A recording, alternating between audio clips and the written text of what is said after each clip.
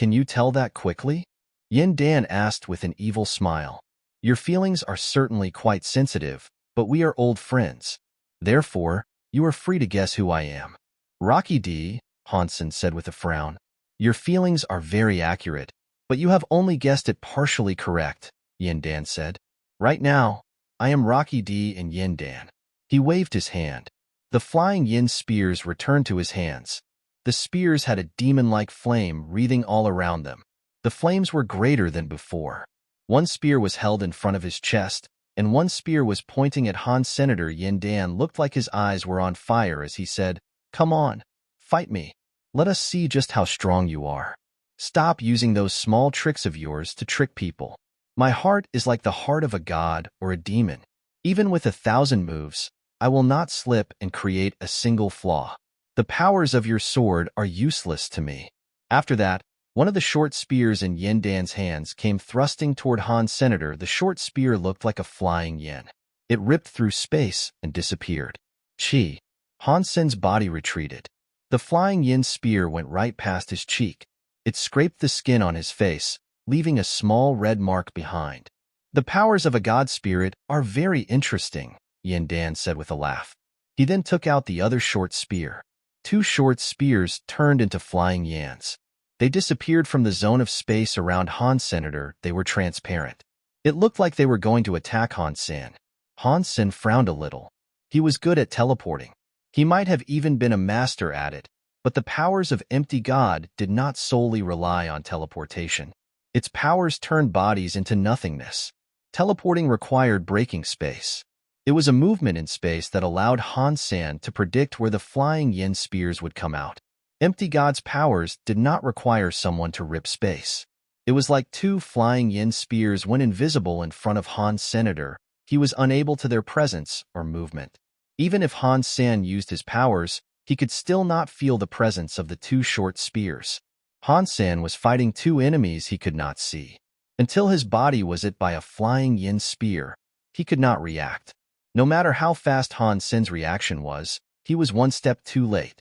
If it was not for his body being very strong, the flying yin spears would have killed him. He would have likely had his head chopped off. The empty god powers are very interesting. Yin Dan looked at Han Sen, who was continuing to be hurt by the flying yin spears. He laughed and said, It looks like you cannot do anything to deny this power. Han Sen did not answer. He was still trying to feel where the flying yin spears were, but he kept failing every time. Who cares if you have powers that can break the world? Yin Dan asked. You cannot sense where the flying yin spears are. Even though you have enough power to destroy everything, you do not know where they are. Having all that power is useless. Han Sen ignored him, but he was incurring more and more wounds. Is Sanmu going to be okay? Feng Yining worriedly asked. Bauer licked her lips and replied, It is fine. My daddy just needs to figure out the empty god's powers. Otherwise, he would have killed the 2 Yans already. Just as Bauer said, Han Sen wanted to figure out the empty god's powers. Dealing with 2 flying yin spears was not difficult for him, but empty god power was a bit weird. It was able to prohibit him from sensing the movement of the power. If he met it again, there would be no way to counter it. Han Sen had to figure out how to overcome the empty god powers. That was why he kept allowing the flying yin spears to attack him. It is no wonder this is empty god's sacrifice. Even elites like Dollar cannot do anything about it. If this keeps going on, Dollar will be killed. I do not think so. Did you not see that Dollar has only been slightly wounded? I believe he has found a way to break it. Speaking of that, Dollar is really strong, isn't he? Sacrificial items like the flying yin spears with 3 ultimate gene race buffs have only been able to damage his skin a bit. No matter how strong he is, it doesn't matter. Even if it takes a long time, repeatedly getting hit will eventually result in his death. He will lose. Yin Beifei was a bit worried. Yin Dan had combined with another creature's soul, which was forbidden. He was worried about what might happen to Yin Dan after this fight and the aftermath of his actions. Chi. There was another armor-cracking noise. Han Sen's Blood God Dragon and combined protection scales armor was cracked by the flying yin spears. I see it. Han Sen cared little for the injuries he had sustained. He took a deep breath. It was as if he had sorted out all of his confusion. Are you going to give up? Yin Dan saw that Han Sen had stopped. He stopped dodging the flying yin spear's attack and frowned. In the next second, Han Sen's hands suddenly moved. It was so fast that one could not even follow where it went. The two flying yin spears were being held in his hands. The flying yin spears buzzed in his hands. They were going to break space and leave, but Han Sen held onto them tightly. The weapons were unable to break free and escape. Yin Dan clapped his hands and said, "That is very powerful. You can grab the flying yin spears that contain empty god power. I must say that is very impressive." His mood did not change just because his spears were being controlled. "It is a shame that grabbing them is a useless waste of your effort," Yin Dan said. "Don't you know that these are god sacrifices? Only god spirits or god spirit inheritors can use them. Even in your hands, they still possess what it takes to kill you." His three powers started to blaze as they became empty god powers burning all around him. The flying yin spear's powers exploded. A scary power made the tools escape Han Sen's hands. They were going to fly into his chest, which was very close to them. When the two spears left Han Sen's hands, they disappeared into space. He knew they were going toward his chest, but he could not feel them or see them. Blood God Dragon is a bit bad. Han Sen did not move. He cast the Xian Yellow Sutra and Blood Pulse Sutra at the same time and entered Break World mode. The moment his chest felt pain, Han Sen's hands broke space. He suddenly grabbed the flying yin spears. He did not need to waste time thinking. The power in Han Sen's body was greater and faster than he gave himself credit for. The direction of his body enabled him to grab the two spears while they were coming toward him. This time, Yin Dan was really shocked. This is a scary guy. Does he have a battle power that is this immense? In this universe, when it comes to the battle power of the body, you are the best. It is a shame that in this world, there is more than one way to fight. Using your body to fight is the most stupid thing. After that, Yin Dan pulled in the space around him. The Rip Space 9 Rob Yin power turned into a bow, and the demon-eyed unicorn snake power turned into an arrow. Yin Dan pulled the bowstring as far back as he could. Godlight exploded as the arrow was released. It turned the arrow into a light that was soaring toward Han Sen. Han Sen's hands fought the flying yin spears. He did not have any more power to endure the arrow Yin Dan had fired. When the arrow left its cradling string, it was hidden by empty power. He could not see where the arrow went. The arrow's power looked like it was touching Han Sen's body, but it wasn't actually touching him. It crushed his skin downward. It was about to puncture his skin, but Han Sen's body had already reacted. He slightly leaned to the side of the arrow. Han Sen's body was able to endure the power of the arrow. Unfortunately, his entire body's power was focused on combating the flying yin spears. If his body was hit, it would likely break the balance he had struck. Therefore, Han Sen did not opt to immediately tackle the arrow. "Let's see how many times you can dodge." Yin Dan drew his bow again. The rain of arrows he fired at Han Sen was something akin to a meteor shower. It was like they could block every possible angle Han Sen could turn. Feng Yinyin was very worried. She clenched her hands tightly. She put her hands atop her chest as if she was praying for Han Sen's safety. Bauer was different. She looked like she didn't care at all. She just sipped on a carton of juice. Han Sen did not move. He kept using his combination of Blood Pulse Sutra and Xian Yellow Sutra to put into the flying yin spears. The Blood Pulse Sutra's power was blood inherited. The Xian Yellow Sutra's power could force a return to origin. The positive and negative, those two powers combined, could create a remarkable chemical reaction. The powers that could break the world were related to the Blood Pulse Sutra and Xian Yellow Sutra, but they were completely different. The breaking world powers kept invading the flying yin spears. Han Sen clearly felt that the flying yin spears were exhibiting some changes. Those changes made him start to feel there was some weird connection between him and the flying yin spears. It was now a very critical moment. Han Sen did not have the time to take care of anything else. He let his body go and used his power to handle the flying yin spears. Han Sen was quite scary when he focused on the fight, but it would have been scarier if he had not put any effort into it. His body moved amid the arrows. It was like his body had no measure of weight. Many scary, invisible arrows landed on him. They might have pushed against his body, but none of them were able to perforate him. No matter how cruel and scary that power was, it could not damage Han Sen. His body's touch and reflective power was very granular in its detail. Any type of movement could react to it. The humans of the universe were all frozen. They used the powers of gene races to fight, so they had never seen anything like this before. The fact that he was able to push his self-battle power to this level was frightening. After this fight, many humans started to focus on self-battle power practice. Although they might never reach Han Sen's level, it made the humans of the universe of kingdoms strive to improve their inner power. Overall, it brought them up to a higher tier. Yin Dan frowned slightly. He coldly said, "No matter how fast your body is, I do not believe you will be able to dodge all of my powers." Yin Dan's body moved. It was like a shadow surrounding Han Sen, and it was moving fast. The bow in Yin Dan's hands kept firing as he went.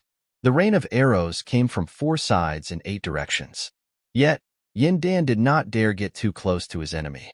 He knew he could not compete with the scary self-battle body power. He did not dare fight Han Sen face to face. In fact, Han Sen cared very little about Yin Dan. He was in a critical moment when it came to fighting the flying yin spears. He felt as if he improved once more. He could break the core powers of the flying yin spears. By doing that, the tide would be turned. Even Han Sen's heart was not moved during this fight. He had already pushed his body to the max. It made him able to move swiftly and smoothly amid the rain of arrows, as easily as if it was a walk in the park. Traveling by 10,000 flowers and bushes without a single leaf touching him. Dollar's body battle power is terrifying. Sky King could not help but compliment what he was witnessing. In the Geno Hall, the hall's leader and 12 god spirits watched the battle unfold with their heads held low. They saw Han Sen having a chill stroll in the midst of an invisible rain of arrows. Han Sen's battle body power has reached the max, a god spirit said with a sigh. I do not think any one of us will be able to beat him here. This power is not unchangeable, Empty God coldly said. Even if his body's battle power does not allow him to lose, it does not mean his body is invincible. So what? His body is better than that of a god spirit. He is invincible. Do you really think there is a power in this world that can stop him? Another god spirit did not agree with Empty God's assessment. Even if he is invincible, he still has to play by the rules, Empty God coldly said. The break world power can hurt him, and my power can affect him too. I have faith in Dollar. Perhaps he really can reach that step? Hardly. Qinxiu wanted to reach that level too, but he failed. Do you guys believe Qinxiu was weaker than Han Sen is right now? Qinxiu achieved an invincible body, but even he still failed. The 12 high-level god spirits continued their discussions. Meanwhile, the hall leader only smiled and continued to watch the fight between Han Sen and Yin Dan unfold. He said nothing. Yin Dan used many tricks, but he was unable to harm Han Sen's body. Over time, the power of the flying yin spears grew steadily weaker. Many people knew Yin Dan's power was fading. He did not stand a chance. When Dollar completely controlled the flying yin spears, Yin Dan would lose. Yin Dan did not look disappointed. He was still holding his bow but had stopped firing arrows. He looked at Han Sen and smiled. You are a very powerful person. It is a shame the people around you might not be as strong as you are. I am counting down the time until Rocky D arrives. When Han Sen heard those words, he immediately frowned. The time is now. Yin Dan suddenly moved his bow. Many arrows suddenly fired. In Jade Wall City's Feng family castle, a man and a woman arrived at the castle's door. The man was wearing a top hat and 3-piece suit. He had a very thick, big, black beard. He was holding a beautiful cane. The woman looked like a maid, but her head had a dragon horn. The castle's guards walked before them and asked, "Do you need something?" Rocky D continued walking ahead as if the guards did not exist. The guards tried to stop him, but the dragon lady's eyes froze. The guards felt as if they had been stared at by a big dragon. They were filled with a terrifying fear of the big, scary dragon. Their bodies were pushed to the ground. Their limbs were spread out across the floor. They were unable to move. Han Sen, no matter how strong you become, you are a human with weaknesses. Therefore, You can only lose. Rocky D squinted his eyes as he held the cane. He was going inside the Feng family castle. Feng Fei Fei, Feng Yin Yin, and the others were all there watching the god fights when they heard the guards scream. They hurried out to have a look. They saw Rocky D and the dragon maid coming. Their faces immediately changed. Han Sen had told them about Rocky D. They recognized who this character was because Rocky D's shape and appearance were very easy to remember. Who are you people? How dare you come to the Feng family? Are you not afraid of the Qin Kingdom's law? Feng Fei Fei was protecting Feng Yin Yin and Bauer as she shouted at Rocky D. Beautiful lady, if this was a normal day, I could spend all day discussing the law and other knowledgeable things with you. Alas, today is not a normal day. I have come here for her. Therefore, I am sorry. Rocky D used his cane to point at Bauer. Feng Yin Yin protected Bauer, but the dragon maid stared at her. A scary sort of power suddenly whelmed and suppressed her. It affected Feng Fei Fei too. She and Feng Yin Yin were pinned to the ground and unable to move. Boom! Fire blazed as a small white fish appeared in front of them. The power of the dragon maid vanished. It was like her power had been burned to a crisp by the fire. You can play with the small fish, Rocky D coldly said. The dragon maid nodded. Her body expanded, tearing the black maid outfit she was wearing. She turned into a black dragon, standing on all fours. Everyone in the Feng family's castle trembled as the dragon's breath came bearing down on the little flying fish. The small flying fish spewed white fire that struck the big black dragon's dragon breath. It created a scene in which neither of the two could win. One white and one black, two different fires, collided and erased each other out. Rocky D circled the battleground and walked toward Bauer at the back. His face had a gentleman's smile as he said, "You are a cute little princess. You should not be afraid.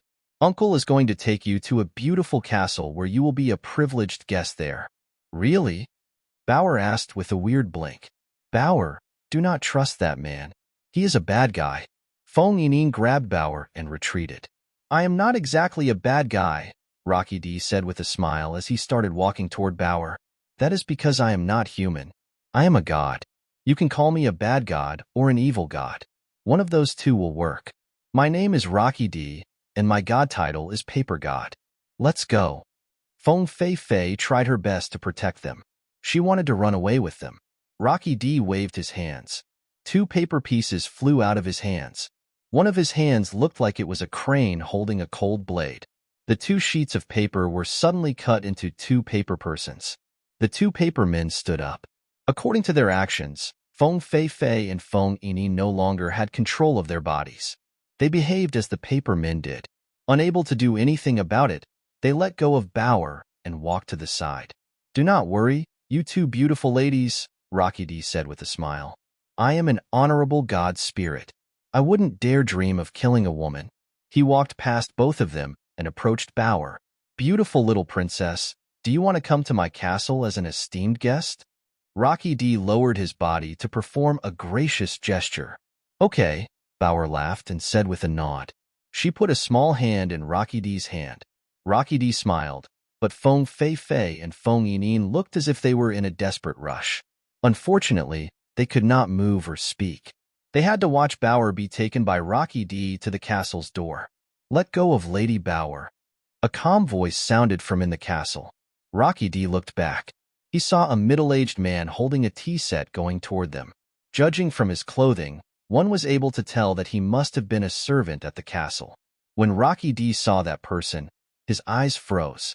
He looked at the middle-aged man and called out his name. He did so slowly and word by word.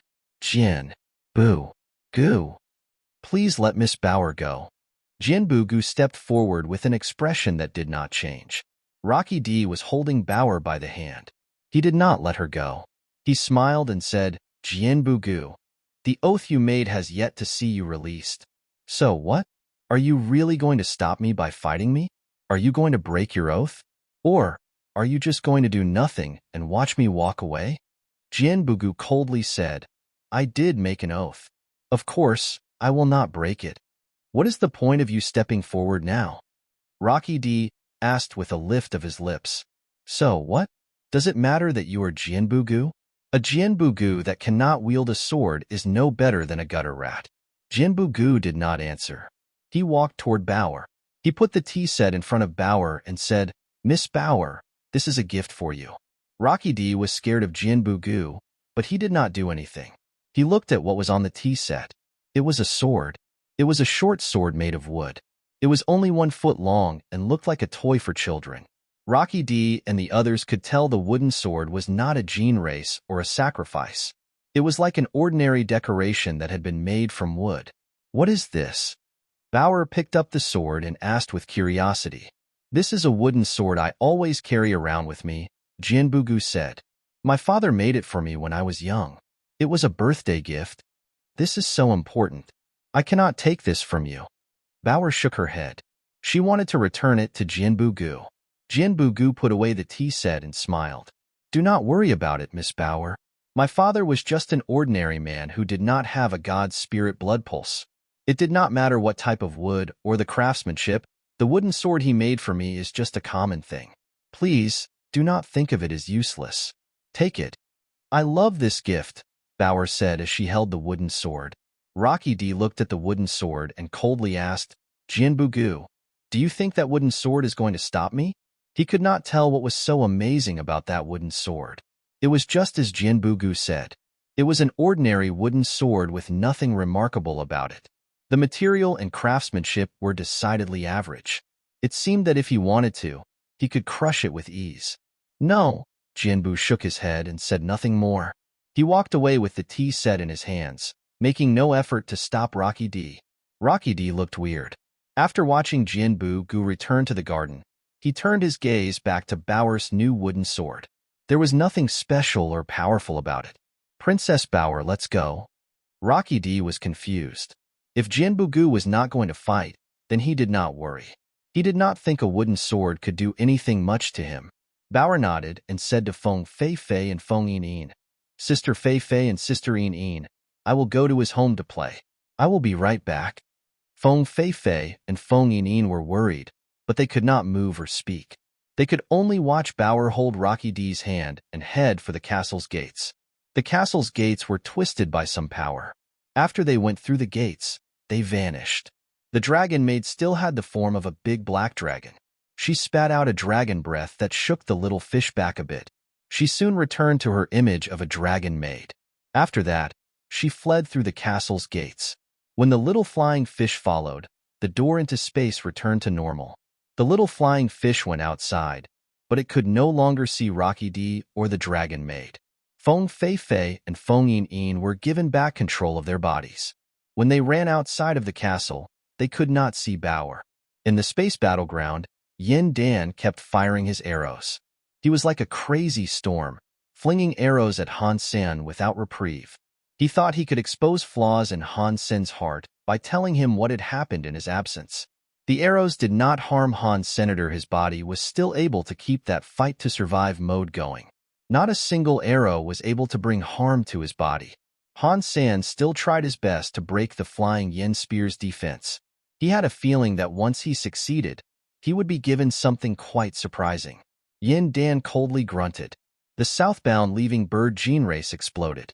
The arrows were given fire. They were no longer only operating in empty power mode. A sky full of arrows came raining down on Han Senator. They were not transparent anymore. They came with very powerful fire arrow power. The moment they touched down on Han Sen's body, the arrows exploded like a sun. Many suns were exploding near Han Senator's scary powers seemed to be able to melt space. After the group of suns was extinguished, Han Sen's body broke out from space. It was still complete. It was not damaged. Yin Dan frowned.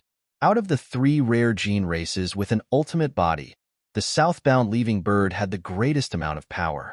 Yet, not even the power of the southbound leaving bird could damage Han Sen's almighty body. By comparison, the other gene races were beyond useless. Suddenly, Yin Dan's eyes turned bright. It was like he had just felt something from amid all that was going on. He had combined with Rocky D's small amount of God Spirit juice. Although it was still Yin Dan, and he was not really controlled by Rocky D's soul, he somehow had a weird connection to Rocky D. Your daughter is in Rocky D's hands. If you want her to be safe, exit the fight now. Yin Dan used a secretive voice to speak to Han's senator. He did not want people to know he had used this dirty method to win the fight.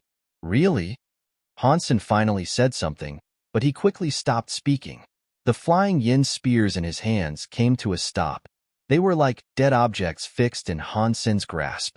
If people were to look closer, they would have seen red markings upon those spooky black spears. They were like bloody, enlarged veins that had started to creep all across the flying yin spears. The blood pulse break world powers completely took control of the flying yin spears. They were now under Han Sen's control. Han Sen was feeling rather sublime. The structure of the flying yin spears was now inside his head. He felt the heartbeats and souls that resided inside the flying yin spears. It was a feeling that could not be described. It was like the flying yin spears were his own creation. He was the god that made the flying yin spears. But it did not feel like it. Even a god might not be able to understand someone's heart completely, but Han Sen's feeling made him think he fully understood the flying yin spears. Yin Dan's voice sounded again. Han Sen, did you hear what I said? You need to lose to me, or else your daughter will die. Han Sen's eyes looked cold. He looked at Yin Dan with a razor-like glare that was sharper than any blade. Han Sen did not enjoy killing people. He did even enjoy killing his greatest enemies. It was because he was able to understand. From the viewpoint of an opponent, it was normal to want to kill them. He treated people the way they treated him. There was no reason to add unnecessary emotions into the mix. Yin Dan's words made Han Sen fill up with a lust for murder. The look Yin Dan received from Han Sen gave him the creeps. In shock, he suddenly started to step back. He quickly looked normal again. Bauer was in Rocky D's hands. He was now in the space battleground. Even if Han Sen did not care about his daughter's life, he could concede and leave the space battleground. He did not have to be afraid of Han Sen. Han Sen, if you do not believe me, I can tell you that your daughter is wearing sunglasses. Those sunglasses are... Yin Dan did not think Han Sen believed the story about Bauer being taken away by Rocky D. Therefore, he described to him what Bauer was wearing. I have never seen your daughter before, so I have no idea what she looked like, Yin Dan said. Do you believe me now? If you do not lose, then your daughter will have to die. Han Sen looked at Yin Dan coldly and said, I believe you. I believed you from the beginning. He was holding the flying yin spears. They exploded with a weird power. Yin Dan looked at Han Sen and asked, If you believe it, then what are you going to do? Kill you. Han Sen was cold and emotionless when he said that. When Han Sen's voice was heard, the two flying yin spears in his hands underwent some changes. The indestructible spears were dissolved. They became the most primitive of substances. They appeared like smoke surrounding Han Sen. The flying yin spear souls followed Han Sen's thoughts. He used their origins as a blueprint and dissolved the flying yin spears. This process did not require fire to burn them or a hammer to break them. This was a swap of the substance's original form. It was perfect for others to reforge. Emptiness and mist were going toward Han Sen's hands. They formed the shape of something in Han Sen's hands. A black short bow appeared in Han Sen's left hand, and a black arrow manifested in his right hand. The bow and arrow were releasing a powerful empty god power. Yin Dan's eyes turned red. He madly spoke to Han Sr. Do you not want your daughter to live? Is this fight more important than her life? If you do not concede, she will die. It will be a gruesome death too. No one can kill my daughter. And you? You will die. Even a sky full of gods and demons will be unable to save you. Han Sen put the black arrow against the short bowstring and tugged it. The bow was not big. The moment Han Sen pulled the string, Yin Dan's heart still jumped. He developed a cold sweat. It was like he had suddenly been shrouded by an aura of death. Yin Dan felt as if he was in the middle of a strong crisis that could quickly result in his doom. He knew Han Sen was going to kill him. He was not joking around. Without hesitation, Yin Dan conceded. Although he did not like it, he could not keep going. Han Sen, your daughter is dead. Yin Dan madly whispered to Han's senator at the same time. A space tunnel appeared next to him. Yin Dan entered it, ready to leave the space battleground. The audience of the Seven Kingdoms could not hear them speak, but they saw Yin Dan conceding. They knew the fight was going to end with Dollar emerging victorious. They then heard Han Sen's mad voice. I said you are dying today. Yin Dan's body was about to pass through the space tunnel. He looked as if he underestimated the scenario. It is a shame you cannot kill me today, and you will never be able to. Yin Dan already knew he had conceded and earned the protection of a god spirit. A god spirit would not allow a person who had conceded to be attacked, and he had already entered the space tunnel. Han Sen pulled the bowstring as hard as he could and yelled, "No matter which god spirit controls the space battleground, I, Dollar, will seal the space battleground and not allow anyone to leave. I want to kill someone." Is he crazy? When everyone heard Han Sen's words, they were surprised. Yin Dan looked disdained. The god fights were a fighting competition governed by god spirits. Every rule was conducted and enforced by god spirits. If people conceded, they earned the protection of a god spirit. Not even the royals of the Seven Kingdoms and those with inherited blood pulses were allowed to break the rules. Han Sen was making a god spirit lock in a person who had already conceded the fight and was leaving the space battleground. This seemed impossible. It was not just Yin Dan that did not believe this. No one believed it. Han Sen knew the god spirits would not listen to his commands, but he had not said what he had to control the god spirits. He wanted to tell the god spirits that the fleeing man was a dead man and that they should not be a part of this. When Han Sen spoke, he broke the rules of the world. He pushed his power to the max and kept pumping power into the bow he wielded. "This Han Sen is getting too cocky," Empty God coldly said. "How dare he threaten us?" Yin Dan was a blood pulse inheritor, so Han Sen's words made Empty God very upset. Moment God bowed to the leader of the hall and said, "Mr. Han Sen is breaking the rules again. I am afraid he is only going to become the next Qin Xiu. Are we really going to stand back and let him do whatever he wishes to?" "Although Han Sen is wrong, it is not a big deal," another god spirit said. "There is no need to be hung up over such trivial matters. After all, he has the chance to take the next step. Can we just let him destroy the world we have tirelessly cultivated just because he might walk that step?" Empty God looked angry as he spoke. "What you said is wrong. Everything happens for a reason. The God Chaos Party sent people to eliminate him. Do you expect Han Sen to just stand around and allow those people to strike him down? Are you calling him a sitting duck?" The 12 god spirits were split down the middle, with each side sharing one of two opinions. One side wished to put a leash on Han Sen, or even kill him when it was necessary. The other side thought they should not interfere and let Han Sen's actions slide. Only one or two god spirits were ambivalent or neutral about it all. The hall leader sighed and said, "Let's just lock the space battleground. Otherwise, the entire space battleground will be destroyed." "Yes, master." The hall leader had decided. Although some god spirits did not agree with the choice, they held their tongues about it. Plus, they knew that if they allowed Han Sen to destroy the space battleground, it would reflect more poorly on the god spirits. Space and time in the Geno Hall were different from the outside world. The god spirits had been talking for a long time. To the outside world, only a second had gone by. Yin Dan had not left the battleground, but the space tunnel was on the cusp of shutting down. At this time, the closing space tunnel reopened. Yin Dan had almost escaped, but he immediately teleported back into the space battleground. Yin Dan looked shocked about being back on the space battleground. His face could not be described. The space tunnel behind him was gone. "Why is it like this? I conceded. I already conceded. Mr. God Spirit, I already conceded. Why?" Yin Dan pleaded his conceding again, but the space battleground made no movement. No tunnel through space appeared. The whole of the space battleground was dead silent. The big universe was dead silent too. No one believed this would happen. The god spirits were really doing as Dollar said. They were locking down the space battleground. "Gods, why? I am a loyal devotee.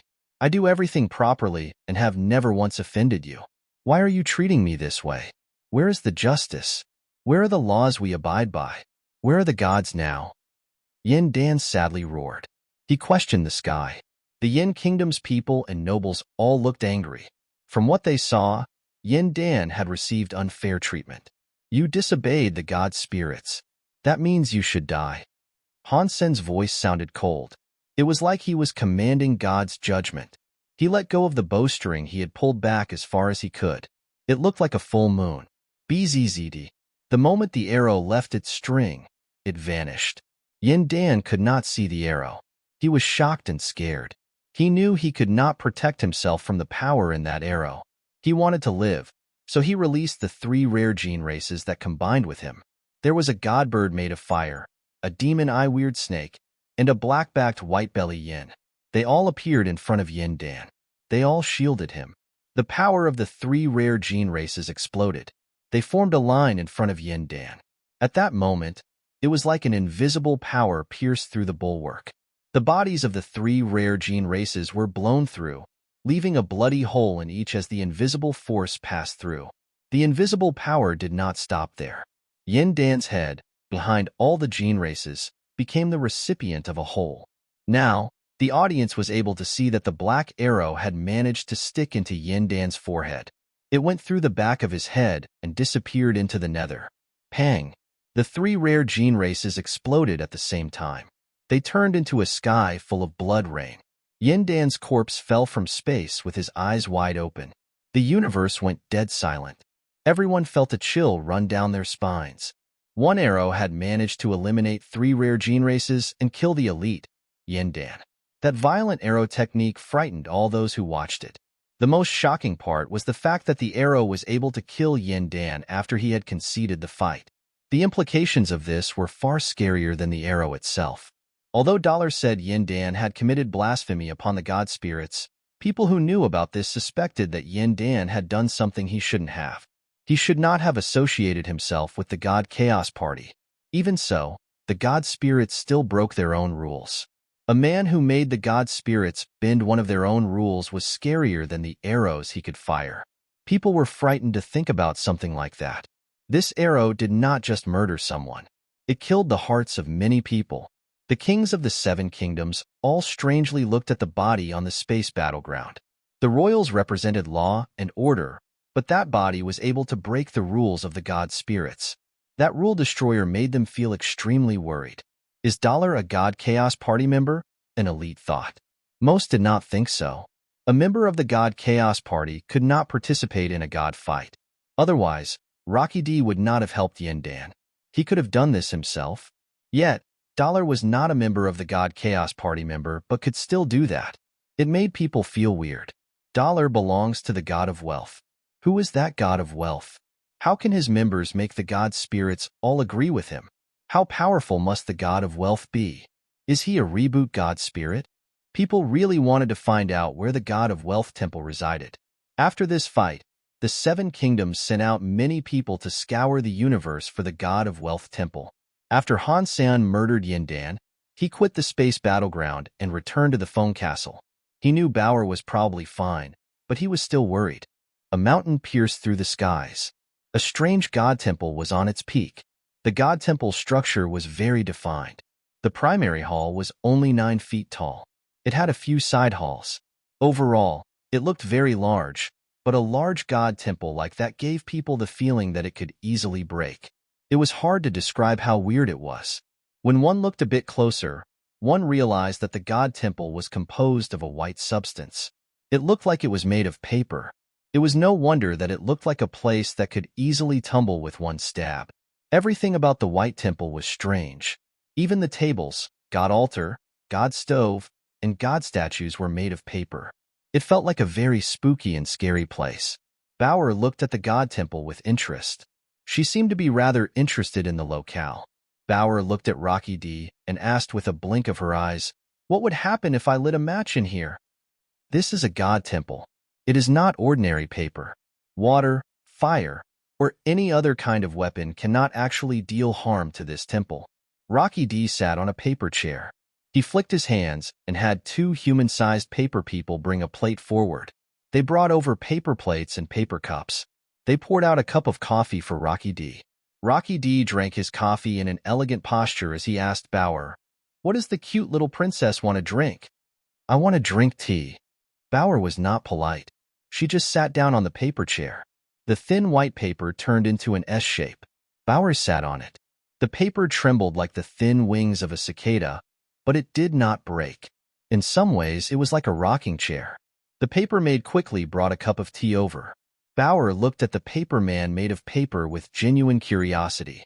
These paper people look rather funny, Bauer said. She watched the paper people with keen interest as she picked up the cup of tea to wet her whistle. If you like, I can give you a few of these paper people. I can cut them out into any face you like. If there is some handsome celebrity or general you admire, I can cut them out for you. Rocky D drank his coffee with a warm smile. I like your face. Why don't you give me a paper person that looks just like you? Bauer happily looked at Rocky D. Rocky D's eyes twitched a little. He looked at Bauer, who had a big pair of gleaming eyes. She looked like a clear spring without any dust. It did not look as if she was making a joke or toying with him. Plus, Bauer had followed him there without issue. Rocky D just thought she was a child who enjoyed playing around. After thinking about it, Rocky D's lips developed a smile. His beard lifted as he thought, I really am a handsome gentleman who has thousands of women and goddesses loving me. Despite how troublesome it is to look this fine, I cannot help being so attractive. He looked very cocky as his eyebrows raised. Rocky D put down his cup. He coughed lightly and asked, Do you really want it that much? Bauer nodded. Her little hands became two little fists in front of her chest. She looked at Rocky D happily as she answered, Yes, I really want it. If your face became a paper person, it would look so good. Rocky D smiled and nodded. Okay, since you are being so sincere about this, I can make one for you. But this is a limited edition, okay? There will only be one in this entire universe. You need to look after it with the utmost care. I will treat it like the most important thing in my life. Bauer raised her head as if she was making a solemn and profound promise. Rocky D loved Bauer's attitude. He took out a white sheet of paper and said, After I make you this, you must stay here nicely until your father comes to pick you up. With your paper copy, it is fine if my father does not come, Bauer said. Rocky D felt very cocky and thought, being too charming is a bad thing. Even a small little girl like her fancies me to be her daddy. Sigh, this is so troublesome. After that, Rocky D picked up a sheet of paper. His right hand's index and middle fingers behaved like a pair of scissors that cut through the sheet. He kept cutting to cut out his face. He put a lot of effort into the task. It must be stated that Rocky D's skills were very good. Although it was only going to be something like a silhouette without any precise facial details, it looked a lot like him. Even the little beard on it was a bit raised. After cutting, Rocky D trimmed it a little and happily gave it to Bauer. You must look after this thing as if it were your child. This is a unique silhouette. Bauer picked up the paper silhouette and looked as if she cherished it greatly. She said, Thank you, Uncle. Uncle? Rocky D's eyes twitched. He patted Bauer on the head and smiled. Little princess, you should think about calling me Mr. God. If you really want to start calling me handsome Mr. Minister, I think that would be rather dandy. It is up to you, of course. I think calling you an uncle is very fitting, Bauer said as she looked at Rocky D. Rocky D's face looked rather glum. He grunted. Whatever. You just stay here and sit still until Han Sen comes to pick you up. Okay. If you are here with me, it is fine if my father does not show, Bauer said with a laugh. I do not have any time to play around with you. You can entertain yourself to pass the time. After Rocky D said that, he readied himself to leave. No, I want you to play with me, Bauer said with a shake of her head. Who in this world would waste time playing with you? Besides, I am a very busy man. Rocky D wanted to ignore Bauer. He turned around and walked out of the God Temple. After walking a few steps, he felt as if his body was no longer listening to him. He could no longer control his body. He walked back to Bauer. What? What is going on? Rocky D's face changed. He tried using power to control his body, but it did not work. He then saw Bauer playing with the paper man he had just made. Salute. Bauer was holding the paper man. She made the paper man perform a saluting gesture. Rocky D's body lifted its right hand by its own volition. He had no say in it. He was suddenly just like the paper man. He performed the saluting gesture. Rocky D's face changed. What? How is this possible? She has that control power. Isn't she a human girl? A human girl at that age should not have such wicked powers. Even with a powerful gene race, there is no way she could channel so much power without fault. She did not even combine with the gene race. What is going on? Rocky D now regretted his deeds. If he had not cut out his own silhouette for Bauer and given it to her, no matter how strong she was, she would have been unable to control him. Aside from himself and one of the 12 Annihilation God spirits, he never thought there would be another being with the same type of power and powerful enough to control him. Even the God spirit from the 12 Annihilation God spirits would have been unable to control him completely with his paper shape. Take a dump. Bauer moved the paper man to open its legs and squat into a pooping position. No, no, I am a gentleman. How could I perform such an embarrassing action? Rocky D shouted at the top of his lungs. His face turned red. He wanted to smack a wall, but he could not control his body. He looked like the paper man who was taking a dump. Pick your nose. Crawl like a dog. Pee like a dog. Bauer was playing with the paper man. Rocky D was feeling grossly embarrassed. Why don't you just kill me? Rocky D madly shouted at Bauer. Uncle, why would I kill you? You are such a nice person. If you die, no one will be able to play with me, Bauer replied as she tilted her head and looked at Rocky D. Rocky D had asserted the position of a dog peeing as he madly replied, Who are you? There is no way you are Han Sen's daughter. He felt as if he had been well and truly tricked. She was such a powerful person. So how could she have been the daughter of a human? Uncle, your question is so strange, Bauer said as she looked at Rocky D with confusion. I am my father's daughter. That is impossible. You cannot be Han Sen's daughter. There is no way a human can bear a daughter like you. Rocky D could tell that Bauer was not lying. Despite how little he believed it, it appeared as if she was telling the truth. His heart jumped. He blinked and he said, I think Han Sen must have told you a white lie. He is not a father.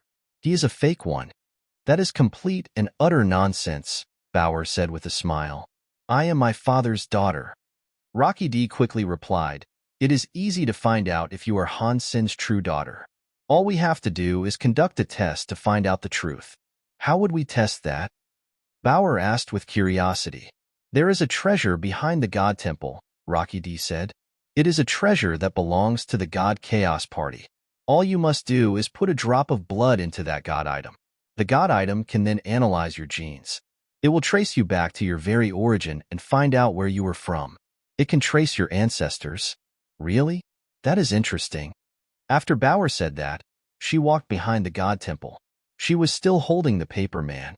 Rocky D followed Bauer behind the God Temple, but not by his own will. The two of them went to the back of the primary hall. They saw something that sort of looked like a well. A bronze tripod was in the center of the well. Although the tripod was only 3 feet high, it looked very old. The tripod had many mysterious symbols on it. Bauer looked at the bronze tripod and asked, Is that the treasure you are referring to? That is so simple. Rocky D quickly said, Do not look at it like that. Of course, it may look very normal, but this bronze tripod was made from the genes of a god. It has an incredible amount of power, and there is only of them in existence. You will never be able to find another one of these for as long as you live. Is it really that unique and good? Bauer asked as she looked at the tripod. Did you say I can find out who my family is through one drop of blood? Yes, Rocky D said. Although it cannot be like the 3-life stone that can find out 3 lives and 3 past lives, this tripod can find out the truth of the bloodline in your family. If you would like to join the God Chaos Party, you will have to use this tripod to find out. It has never been wrong through all the years it has been used. In that case, let's give it a try, Bauer said. She moved the paper man. Rocky D was pushed toward the bronze tripod. Rocky D was so scared that he shouted, No, no, no. It was a shame he was being controlled by a paper man and unable to resist or move away. He walked in front of the bronze tripod. He reached out his finger and placed it on the bronze tripod. Bauer picked up the small wooden sword Jianbu Gu had given her. She used it to cut Rocky D's finger. That ordinary-looking sword possessed a sword mind, and thus it was able to cut Rocky D's finger.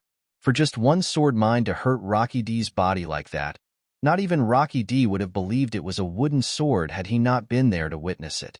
That asshole Jianbu Gu. His sword mind is already at such a stage. Rocky D was shocked. A drop of blood oozed from Rocky D's finger and fell into the tripod. The symbols on the tripod suddenly lit up. Bower's eyes opened wide as she looked upon the tripod in shock. The light on the tripod kept changing. It was like an endless font of light was now in operation. Not long later, a light shadow came out of the tripod. The light shadows were like a projector. It was like a hologram that created the shape of a body. It revealed Paper God, also known as Rocky D. It looked just like Rocky D minus the clothes he wore. Rocky D's body started to change. He became smaller and smaller. Then, his body started to change. In the end, he turned into a normal cat with a black shadow. It was the shadow of a cat, so it was not solid, but it also had life. It was very weird. The shadow of the cat became smaller. It turned into a fat and cute, albeit small, cat. It then turned into a gene egg. "Uncle, you are a cat." Bower weirdly looked at Rocky D. "I am not a cat. That was a shadow phantom. You do not understand what a shadow phantom is." Rocky D, who was feeling embarrassed, tried to correct Bower. "But it looks like a cat," Bower said with honesty. Rocky D felt destroyed. His face turned red, but he kept his mouth shut. He did not want to talk to Bower anymore. After Rocky D turned into a gene egg, the video stopped playing. The bronze tripod returned to normal. Bower tilted her head as she asked, "Why did I not see your mother and father?" "I am a rare gene race that was born in a god pulse," Rocky D said. "Of course, I do not have any parents. If you have parents, the bronze tripod will show them." "Okay." Bower had a brief time to think about it. She walked in front of the bronze tripod, reached out her finger, bit it, and let a drop of blood fall on it. Bower knew she originally came out of a gourd, but she wanted to know if there was any other bloodline she was related to. She did not really want to find out whether or not she was Han Sen's daughter. Bower's blood entered the bronze tripod. The bronze tripod started to glow. The symbols on the tripod started to glow like the sun. They started to melt. Rocky D's eyes went straight while watching this. He was the minister of the God Chaos Party. He had seen many of these tests before. He had seen rare gene races that turned into God Spirit gene races, or even fallen annihilation God Spirits. Whenever he had tested it in the past, this had never happened before. The bronze tripod was burned into steel juice. It melted rapidly. Lots of red, bronze juice dripped. The moment the bronze tripod collapsed, the bronze tripod had a shadow. The light shadow formed in the air. The bronze tripod collapsed. There was boiling bronze juice everywhere as the shadow faded. Rocky D was frozen as he looked at the bronze tripod. His eyes widened, and his lips started to quake. He had no idea what he had just seen. When he regained his composure, he looked at Bower. His vocal cords had the shakes as he said, You. Rocky D is a sinner, so please forgive me." If Rocky D could have moved, he would have been kowtowing before Bower. Translator and NBSB. Nyoibo Studio and NBSB. Editor and NBSB. Nyoibo Studio. Bower blinked and looked at Rocky D. After a while, she asked, "Do you know who I am?" "Yes." No. Rocky D was not making much sense. "So, do you know me or not?" Bower asked with a frown. "I am aware of your existence, but I have never seen you before," Rocky D quickly said. "Oh, in that case, tell me who you think I am," Bower said. She squinted her eyes as she peered at Rocky D. Rocky D displayed a wry smile as he said, "I would not dare say it. Therefore, I will not say it. If I dare say your name, this world will be thrown into chaos." "What is that supposed to mean?" Bower's eyes repeatedly blinked. "You must believe that I, Rocky D, only obey you diligently," Rocky D said with sincerity. "If you are willing for me to die, I will gladly die. I will die in your service with honor." "I do not like the way you are talking to me now," Bower said. "If you speak to me like this again, I will tear this paper man in half." She held the paper man high up. It looked as if she was going to rip it up. Rocky D remained calm. "If that can keep your secret, I am willing to give up my life for that cause." After that, Rocky D closed his eyes as if he was willingly ready to embrace a demise. "Do you really think I am not capable of killing someone?" Bauer's face looked dim. If my death can bring you pleasure, then the pleasure is all mine, Rocky D said with seriousness. Bauer stared at Rocky D for a bit. She then picked up the paper man and waved it in Rocky D's direction. Rocky D's body flew toward the paper man. His body grew smaller. He combined with the paper man. The paper man was just a silhouette, but it now had color and a face. It had become a colorful paper man. When you want to tell me, you can come and talk to me. Bauer looked rather annoyed. She pulled out a book and stuck Rocky D, the paper man, inside the pages of the book. After doing that, Bauer pushed the sunglasses on her face and said to herself, "What is wrong with this guy? It really does look like he is not afraid to die." The dragon maid had received an order to wait outside Foam Castle and wait for Han Sen's return. She eventually saw Han Sen emerge from the castle, so she walked forward and casually said, "Come here. Follow me if you wish to see Bauer." "Sure." Han Sen did not say anything else. He nodded and followed the dragon maid. The dragon maid opened a tunnel through space. She took Han Sen with her to travel through it. They arrived at the paper god temple atop a mountain. "You wait here." The dragon maid walked in front of the god temple and stopped. She bowed and shouted into the paper god temple, "Mr. Minister, Han Sen is here." After a while of waiting for a response, none came from Rocky D. This made the dragon maid frown. She bowed again and said, "Mr. Minister, I have brought Han Sen here." Still, no one answered her. The paper door of the paper god temple opened. A cute little girl emerged from beyond it. Upon seeing Bauer walk out, the dragon maid was given a fright. She quickly seemed to understand something. She was furious, so she grabbed Bauer and shouted, "What did you do to Mr. Minister?" "Bzzd." A wooden sword flew above Bauer. It went in front of her. The wooden sword was ordinary, but the sword mind was so holy that it was like a god one could not dare to offend. It crushed the dragon maid and pinned her to the ground. She could not straighten her back. It felt like a terrifyingly heavy sword was crushing her. Bauer jumped into Han Sen's chest and complained, "Dad, you were so slow. I was worried that I had come too soon and ruined your fun." Han Sen smiled. Seeing Bauer safe and sound, he felt immeasurably relieved and asked, "Where is Rocky D?" "He is here." Bauer opened the book she kept next to her chest. She took out Rocky D's paper form. "This is Rocky D?" Han Sen looked at the paper man with shock. It did look like Rocky D. It was like a miniature version of him. It looked like a paper man that was drawn on top. "What are you looking at? If it was not for Master Bauer, you would be dead." Rocky D felt furious to be looked at by Han Sen. "You weren't kidding, and he can speak?" Han Sen thought this was rather interesting. He held the head of the paper man and remarked how much it felt like paper. Rocky D felt very embarrassed, so he shouted, Let go of me." He was still trapped in paper form, so he could not fight back. Han Sen lifted his head. "Let go of Mr. Minister," the dragon maid madly shouted. She wanted to stand up, but the sword mind power made her bones crack. It looked as if she was going to break. She could not stand up. That is a very powerful sword mind. Mr. Jin is stronger than I thought. It is no wonder why he is regarded as the biggest swordsman in the Qin Kingdom. Han Sen looked at the wooden sword in shock. The dragon maid's power was almost similar to Decapitation Queen, but a wooden sword was able to keep her suppressed. The sword mind of its master must have been frightening.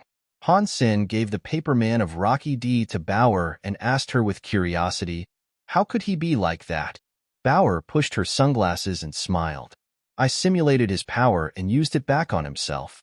His powers were quite interesting. I forgot about that trick." Han Sen only just remembered the treasure sunglasses she had. He did not expect the power of the sunglasses was effective even in the universe of kingdoms. Bauer looked strange. She told Han Sen about her experience with Rocky D. Han Sen was surprised to hear it. He looked at the paper man version of Rocky D and asked, "Rocky D, do you know something about Bauer's history? If you tell me, I can let you go." Rocky D looked at him with disdain. He lifted his lips and said, "You do not have the credentials needed to talk to me. Talk to my dad nicely." Bauer reached out her hand and squeezed Rocky D's face. "Ow! Ow! Ow!" Rocky D screamed. "Whatever," Han Sen said. Let's just go back. Bring Mr. Jin's wooden sword. I am sure it is very important to him, so we should do our best to return it to Mr. Jin. The wooden sword was an ordinary item, but the sword had Jin Bu Gu's sword mind. It was like Jin Bu Gu's self-sword. Han Sen did not understand why Jin Bu Gu would use a wooden sword for a self-sword. No matter how strong a sword mind was, it was very weak. If Mr. Jin encountered an enemy that was as strong as he was, the sword would be rendered useless. Bauer took back the wooden sword. The dragon maid was free. She turned into a big, black dragon and roared at Han Sen and Bauer. Pang! Han Sen gathered up power. He punched the dragon maid and sent her flying. The giant body was like a mountain that was shaking. Do not kill her. Rocky D shouted. Dad, just let her live, Bauer said with a blink of her eyes. Han Sen and Bauer went to the Feng family castle. The dragon maid followed them from behind. She knew she would be unable to fight them, but her resolve had not been completely dissolved. Han Sen was a bit worried. Instead of chasing the dragon maid away, he had allowed her to come back to the Feng family castle. He took the Rocky D paper man from Bauer and went into the garden. Rocky D, I have things I would like to tell you. Han Sen put Rocky D on a stone table. He glanced at the dragon maid, who was staring at them intently. Rocky D moved his paper body. He was feeling a bit uncomfortable, but he still told the dragon maid, You can wait outside the garden? The dragon maid adhered to the command and waited outside the garden. Even from there, she still watched. After the dragon maid left, Han Sen spoke to Rocky D. Rocky D, you seem to know something. Why don't you spill the beans? Rocky D patted himself on the chest and coldly replied, What makes you think you have what it takes to talk to me in such a capacity? I am Bauer's father, Han Sen coldly said. Rocky D immediately jumped and said, You do not have what it takes. If you dare to say that you are Master Bauer's father, I will kill you. Han Sen smiled. You cannot deny I was the one who raised her from a baby. Rocky D moved his lips, but he did not say anything. If you are not willing to say anything more, then how about I guess? Han Sen asked with a smile. He had experienced far too many problems in his lifetime. He was confused about many things. The more time he had spent guessing, the more experience he had when it came to guessing. Upon seeing Rocky D not speak, Han Sen started to talk to himself. You call her Master Bauer and are so polite to her. That must mean she has a higher position than you. That also means she is stronger than you. People like you would go and fight a god spirit. At the end of the day, you manage to be stronger and at a higher level than them. So, why would you treat a child like a master? Yet, you are. For that, there can only be one possibility. You and Bauer have some sort of connection, or perhaps you owe her a favor of some sort. Humph. Rocky D coldly grunted. He did not actually say anything. Han Sen laughed and went on to say, No matter whether or not you owe her a favor, or if you two are related, people like you would remember her. You would not forget her. There is no way you did not recognize her in the beginning, yet you did not recognize her in the beginning. It was not until you conducted the test did you change your approach to her. You obviously saw something in the test that enabled you to recognize her. Rocky D did not say anything. He merely coldly stared at Han Sen. I heard Bauer say that the bronze tripod was a treasure of the God Chaos Party. It is an item that enables a member to test their blood, and there is only one such tool in existence. Han Sen looked at Rocky D and said, But this bronze tripod is only able to test blood. It cannot determine one's past life. If it was like that, it would not be a reincarnation. You only saw Bauer in this life, and you only recognized who she was in this life. Why did you not recognize her in the beginning? You only recognized her after seeing Bauer's blood pulse light shadow. Han Sen squinted and peered at Rocky D. He then asked, Do I need to keep talking? I do not know what you are talking about, Rocky D coldly replied. Han Sen looked at Rocky D and said, Bauer is in danger. She is in big danger. Am I correct? Yes. If I were you, I would let her go. Let me and Bauer leave this place. Rocky D spoke the words in an ordinary tone of voice. I believe what you say is true. If I do not let Bauer leave and do not want you to return to your former self, what do you expect will happen? I think the God Chaos Party will not let you, Mr. Minister, simply vanish and disappear from the world. Rocky D's heart jumped. Before he spoke again, Han Sen said, I and Bauer are like father and daughter. It does not matter whether you accept that fact or not. I will not allow her to leave my side. I do not think Bauer will want to leave my side either. You do not have the power to change that. So, if you really are standing on Bauer's side, I think there is a thing or two you can tell me. This time, Rocky D did not deny things. He remained silent, but did not speak. His eyes lingered on Han's senator after a while. He said, You need to know that if Master Bauer's identity is revealed, there will be a disaster that will shake the sky. I cannot hold it, and you cannot hold it. You should really tell me who she is, Han Sen said. That is the only way we can be prepared, right? Rocky D shook his head. I cannot tell you her name, and I cannot disclose her history. If I tell you these things, the universe will be thrown upside down. That seems really serious. Han Sen looked at Rocky D and asked, There has to be something you can tell me, right? Rocky D hesitated and said, Hide her. Do not let the God spirits realize who she really is. Do not let the God Chaos Party find her, or there will be a grand disaster.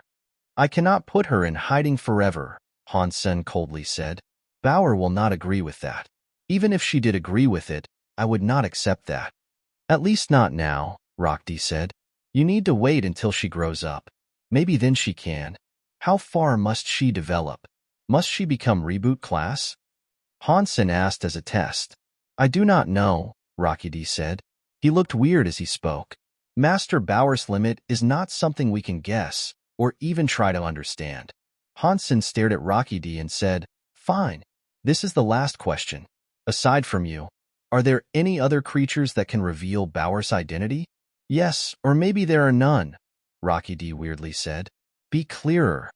Han Sen frowned. Rocky D sighed and said, Back in the day, perhaps some people might have been able to tell. These days, I cannot even be sure if those guys are alive. Even if they were, I cannot be certain they would notice. If Master Bauer did a test like the bronze tripod again, people might recognize something.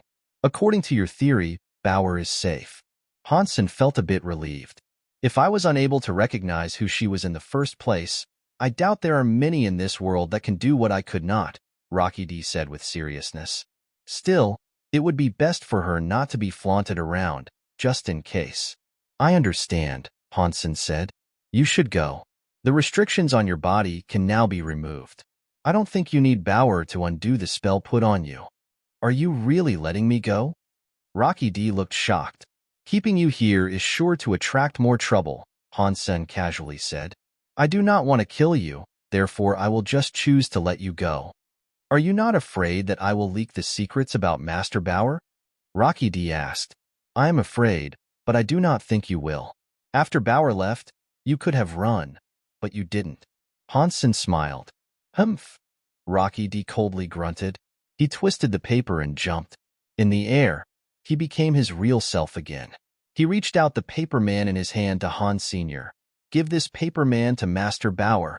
If she needs it, she only has to use the paper man, and I will lend her my assistance. After that, Rocky D threw the paper man at Han Sen like a card. He turned around and left the garden, taking the dragon maid with him. Before the space tunnel closed for their departure, Rocky D turned around and asked Han Sen, Do you not think breaking the world is awesome? There is strength in between breaking the world, and you just broke the world. Not many elites can kill you, but there are still one or two that might. If I were you, I would let Master Bauer go with me. I am not going to hand my daughter over to anybody, Han Sen calmly said. I will not let anyone hurt her. Rocky D grunted coldly.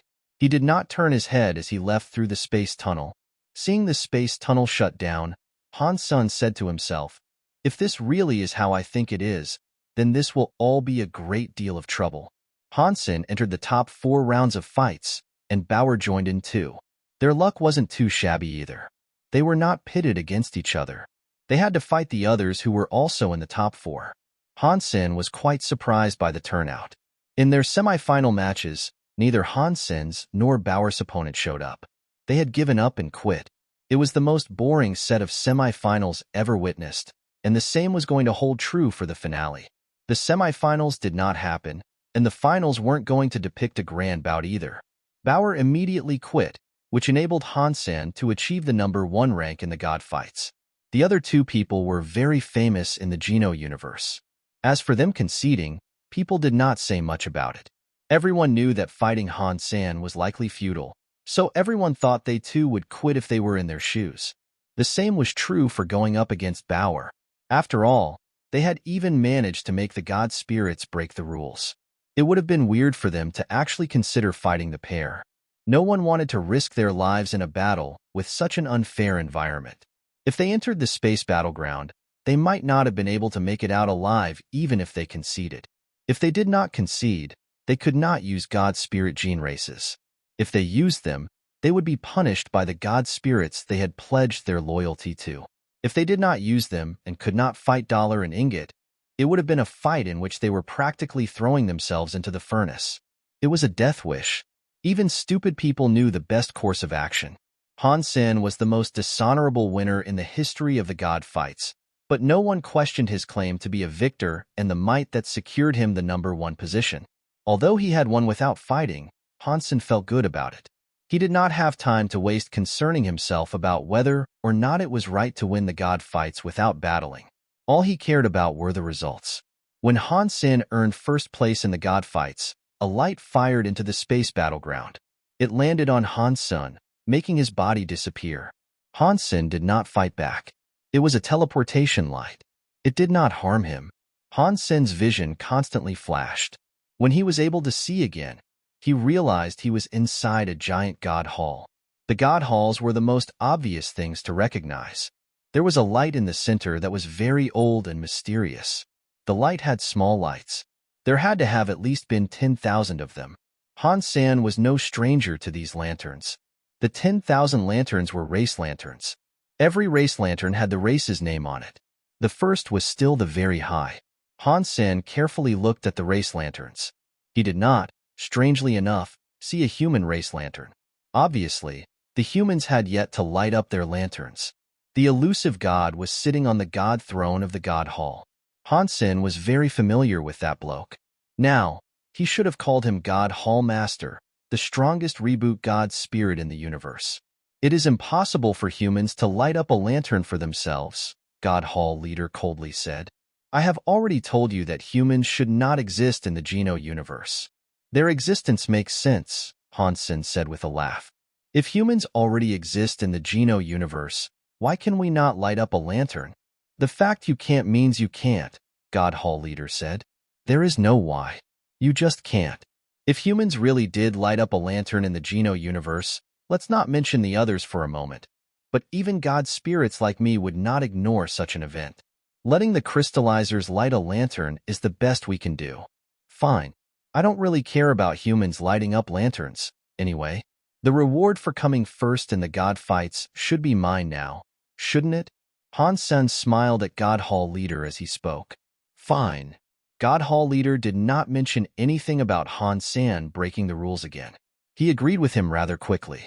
He lobbed the gene egg at Han Senator. It landed in his hands. God Hall leader smiled at Han Senator. He looked at him as he said, "That is a rare gene egg. It is a Shin holy turtle. Are you satisfied now? I thought you said the #1 would be able to pick which rare gene egg he wanted. Can I not be given a turtle?" Han Sen looked at the pitch-black thing. It looked very average. Okay. God Hall leader clapped his hands. A wheel of fortune appeared in front of Han Sen. Han Sen looked at the wheel of fortune as he asked, "How are the slices all so empty? How am I supposed to know what I am going to get?" God Hall leader laughed. "You just spin it. No matter which slice you get, I will write down Shin Holy Turtle. If you do that, then why did you need a wheel of fortune for it?" Han Sen looked at God Hall leader with an icy expression. What is important is that it can make you feel like you are in control.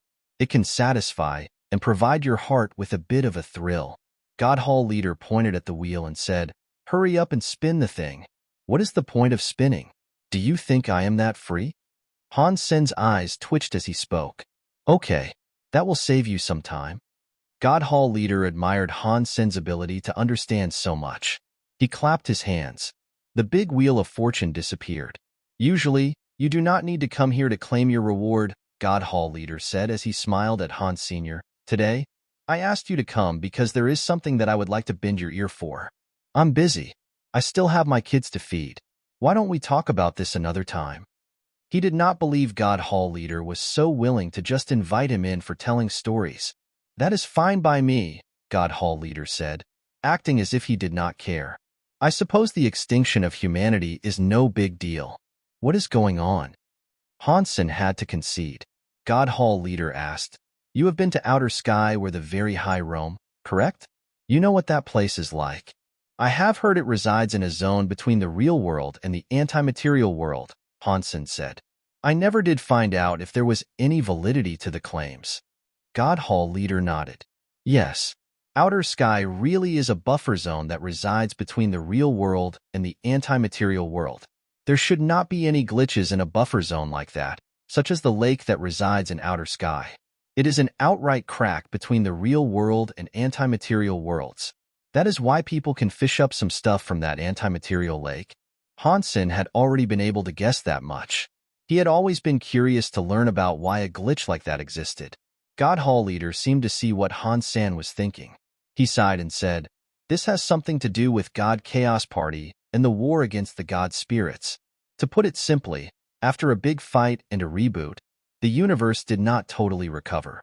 There are many glitches in it now. That is why people like you and Qin Xiu are allowed to exist. You reincarnate between the real world and the anti-material world. That is why there are spirits like Moon God and Zhou Donglai. They carry memories over from a past life.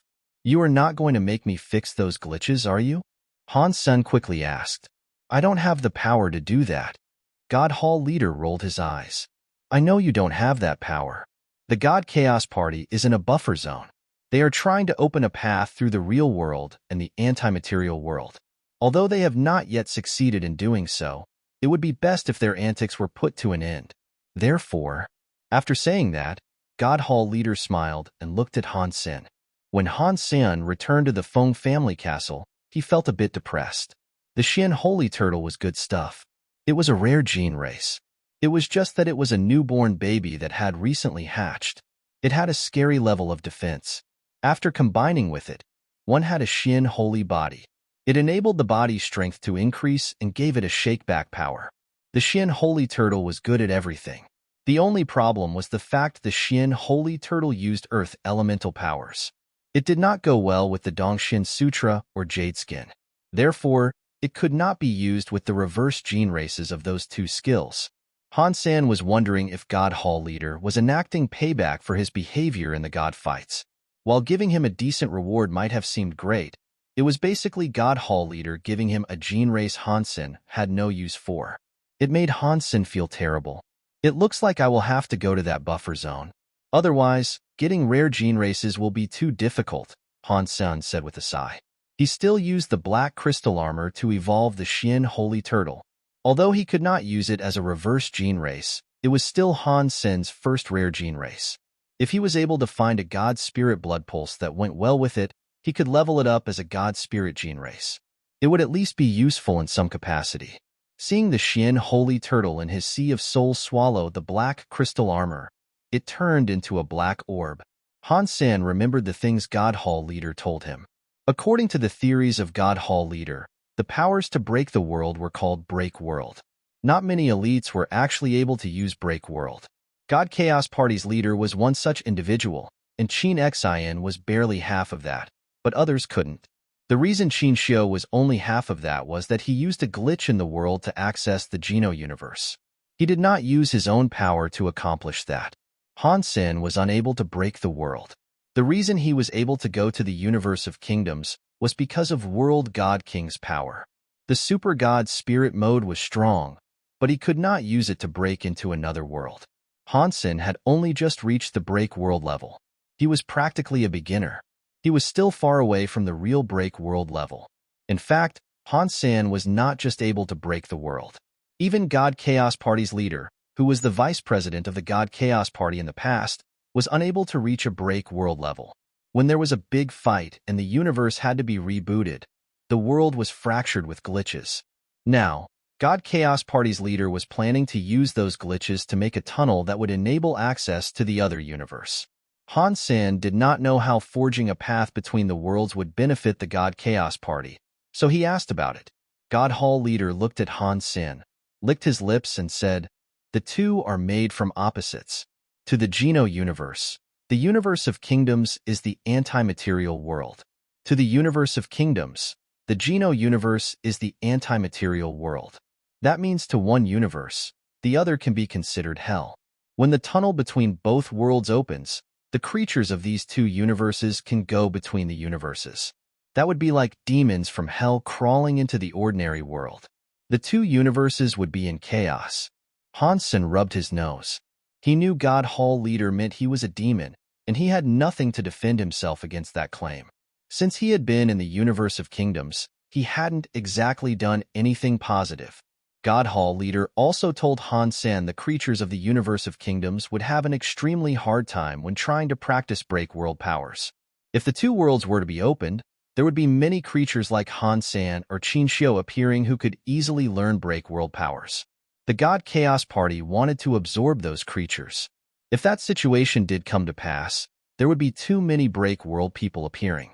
Even God spirits would be unable to maintain control of the world. The aftermath would undoubtedly be something quite severe. Fortunately, for now, the world had glitches. Breaking the worlds would not be easy. The God Chaos Party was only in the initial stages of planning. Putting aside if it would work, if they wanted to break through it and did work, it would take 1 billion years to punch through a hole in the fabric of the universe. The God Hall leader did not really expect Han Sen to be capable of destroying the God Chaos Party. He only wanted Han Sen to give the God Chaos Party some trouble. After rebooting, the two universes' buffer zones had been torn to shreds. Each layer did not connect. The outer sky, which belonged to the very high, was just one layer. It was the one that was the closest to the Geno universe. There were 33 buffer zones in existence, similar to that of the outer sky. They were in places God spirits were unable to occupy. It was dangerous for God spirits to venture to such places. Because the two universes had a space between them, the Geno Hall and the God Temple palaces would be unable to work. If the God spirits died there, they would be unable to respawn in their God temples. According to the news he had received in the past, the God Chaos Party had broken 7 layers near the universe of kingdoms. It would still take them a long time to break through the rest. Now, the 7 layers were all occupied by the God Chaos Party. If God spirits entered such a place, they would have to be careful. It had been a long time since news of their progress had been received. God Hall leader was saying he wanted Han Sen to get in there and kill as many members of the God Chaos Party as he was able to. If he was unable to kill them, he could at least harvest some information. That way, he could find out how many layers the God Chaos Party had managed to break through. God Hall leader promised that if Han Sen delivered him accurate news, he could give Han Sen a very special and rare gene race. Apparently, Han Sen was going to love it. It was a tempting proposition, but the territory of the God Chaos Party was not the sort of place one could freely waltz into. The only thing Han Sen had on his side was that the two universes' powers would not be suppressed when inside a buffer zone. By being there, Han Sen could use all of his powers and not be restricted. Of course, what tempted Han Sen even more was the God temples of the God Chaos Party's members. By destroying God temples, he could get more God bases. No one wanted fewer God bases. Han Sen had asked God Hall leader why the members of the God Chaos Party were not called God spirits despite them having God temples and God bases. The God Hall leader did not answer him. He just told Han Sen how to get there. Han Sen was interested to see it. Before that, he wanted to see the Qin Kingdom's Alpha Temple. The Qin Kingdom must have had people who could break the world. Let's not mention anyone else, but Jin Bu must have been a break world elite. My powers are restricted by the universe. Breaking an Alpha Temple would be difficult. Han Sen kept thinking. He still planned on sneaking into the Alpha Temple to have a look. To prevent trouble pursuing him, Han Sen went looking for Qin Bai. He planned to take Qin Bai with him to the Alpha Temple. Having the Qin Kingdom's future king Qin Bai there could make a big problem become a very small problem if he was discovered. He could turn a very small problem into not a problem at all.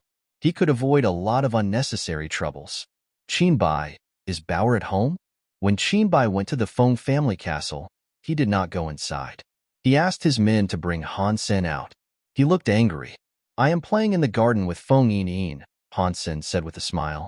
If the crown prince wants her, then I can go get her. No, no, no. Qinbai's face turned white as he pulled Han Sen. Qinbai pulled Han Sen away from the doors of the Feng family castle and asked, Han Sen, why have you come looking for me? Han Sen looked at Qinbai as he asked, Mr. Crown Prince, have you been to the Alpha Temple? Of course, I have been there. Every year, when we perform sacrifices, we have to kneel for half the day. We have to kowtow and bow. It is also very annoying. Qinbai looked as if he did not have many fond memories of his trips to the Alpha Temple. He looked like he hated the place quite a bit. He strangely asked, Why are you asking me about it? Han Sen laughed and said, I have heard there is a very powerful treasure in the Alpha Temple. Do you know what it is, Crown Prince? What are you talking about? How can a place like the Alpha Temple have great treasure? It is just a temple with an Alpha statue inside it and a few tools for sacrifices, of course. There is nothing else there. So why would there be treasure? Qinbai joined the sacrifices every year. He knew what was inside the Alpha Temple. Aside from these things, are you sure there is nothing? When Han Sen heard that, he felt disappointed. If Qin Xiu really had put Wanner's dead body inside the Alpha Temple, there should have been some kind of evidence. There couldn't be nothing at all. Qinbai thought for a bit and said, There are some weird things, but they are not treasures. For instance, there is a well there. What kind of well? Han Sen's eyes suddenly brightened. After thinking a moment, Qinbai said, The Alpha Temple has one main and two sub-halls. There are 3 halls in total. The right hall features an old well. It is octagon-shaped. The well has the Alpha's writing on it. He wrote down the word destiny. Therefore, the well is called Destiny Well. People frequently call it the Country Well. After pausing, Qinbai looked around and saw that nobody was around. He quietly told Han Sen, I have heard that the well can be quite creepy. There is a chain thicker than an arm on the platform. The chain leads all the way down the well. I heard that the chains have locked up a suppressed pulse god beast from the Qin kingdom. I heard these stories when I was a young boy. The suppressed pulse god beast helped the Qin kingdom suppress luck. It has kept the Qin kingdom going for 1,000 autumns and 10,000 generations and made the kingdom rich forever.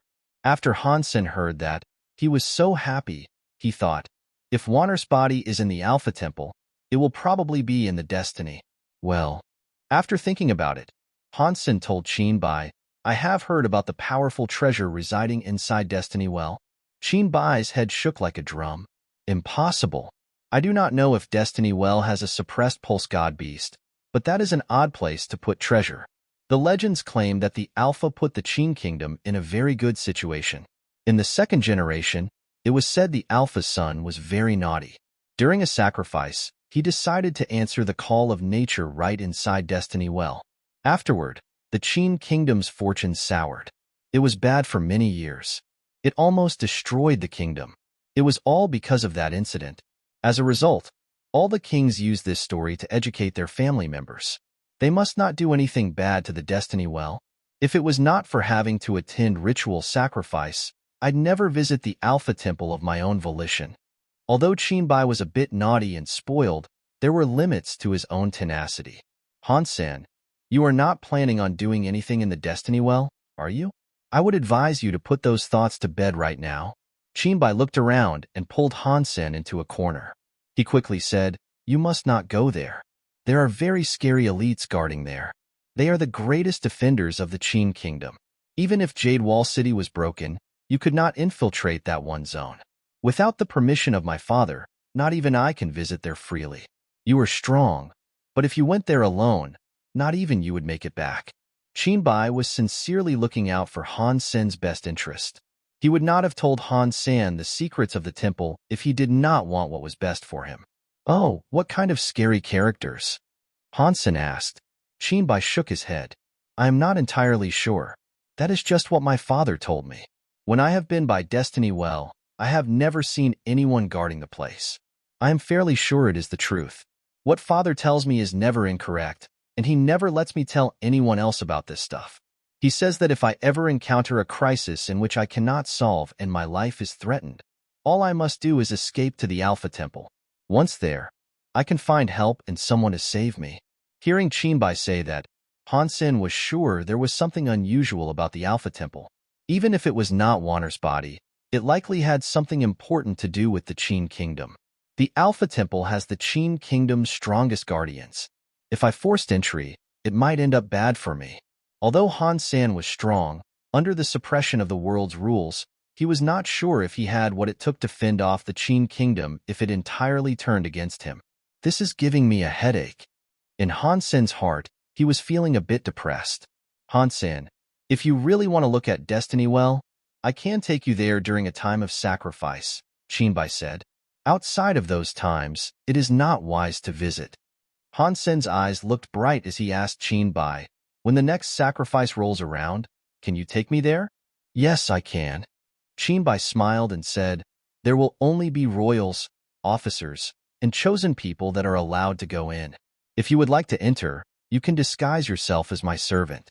Are your servants expected to be eunuchs? Han Sen asked with a weird look. They are eunuchs, Qinbai answered with a nod.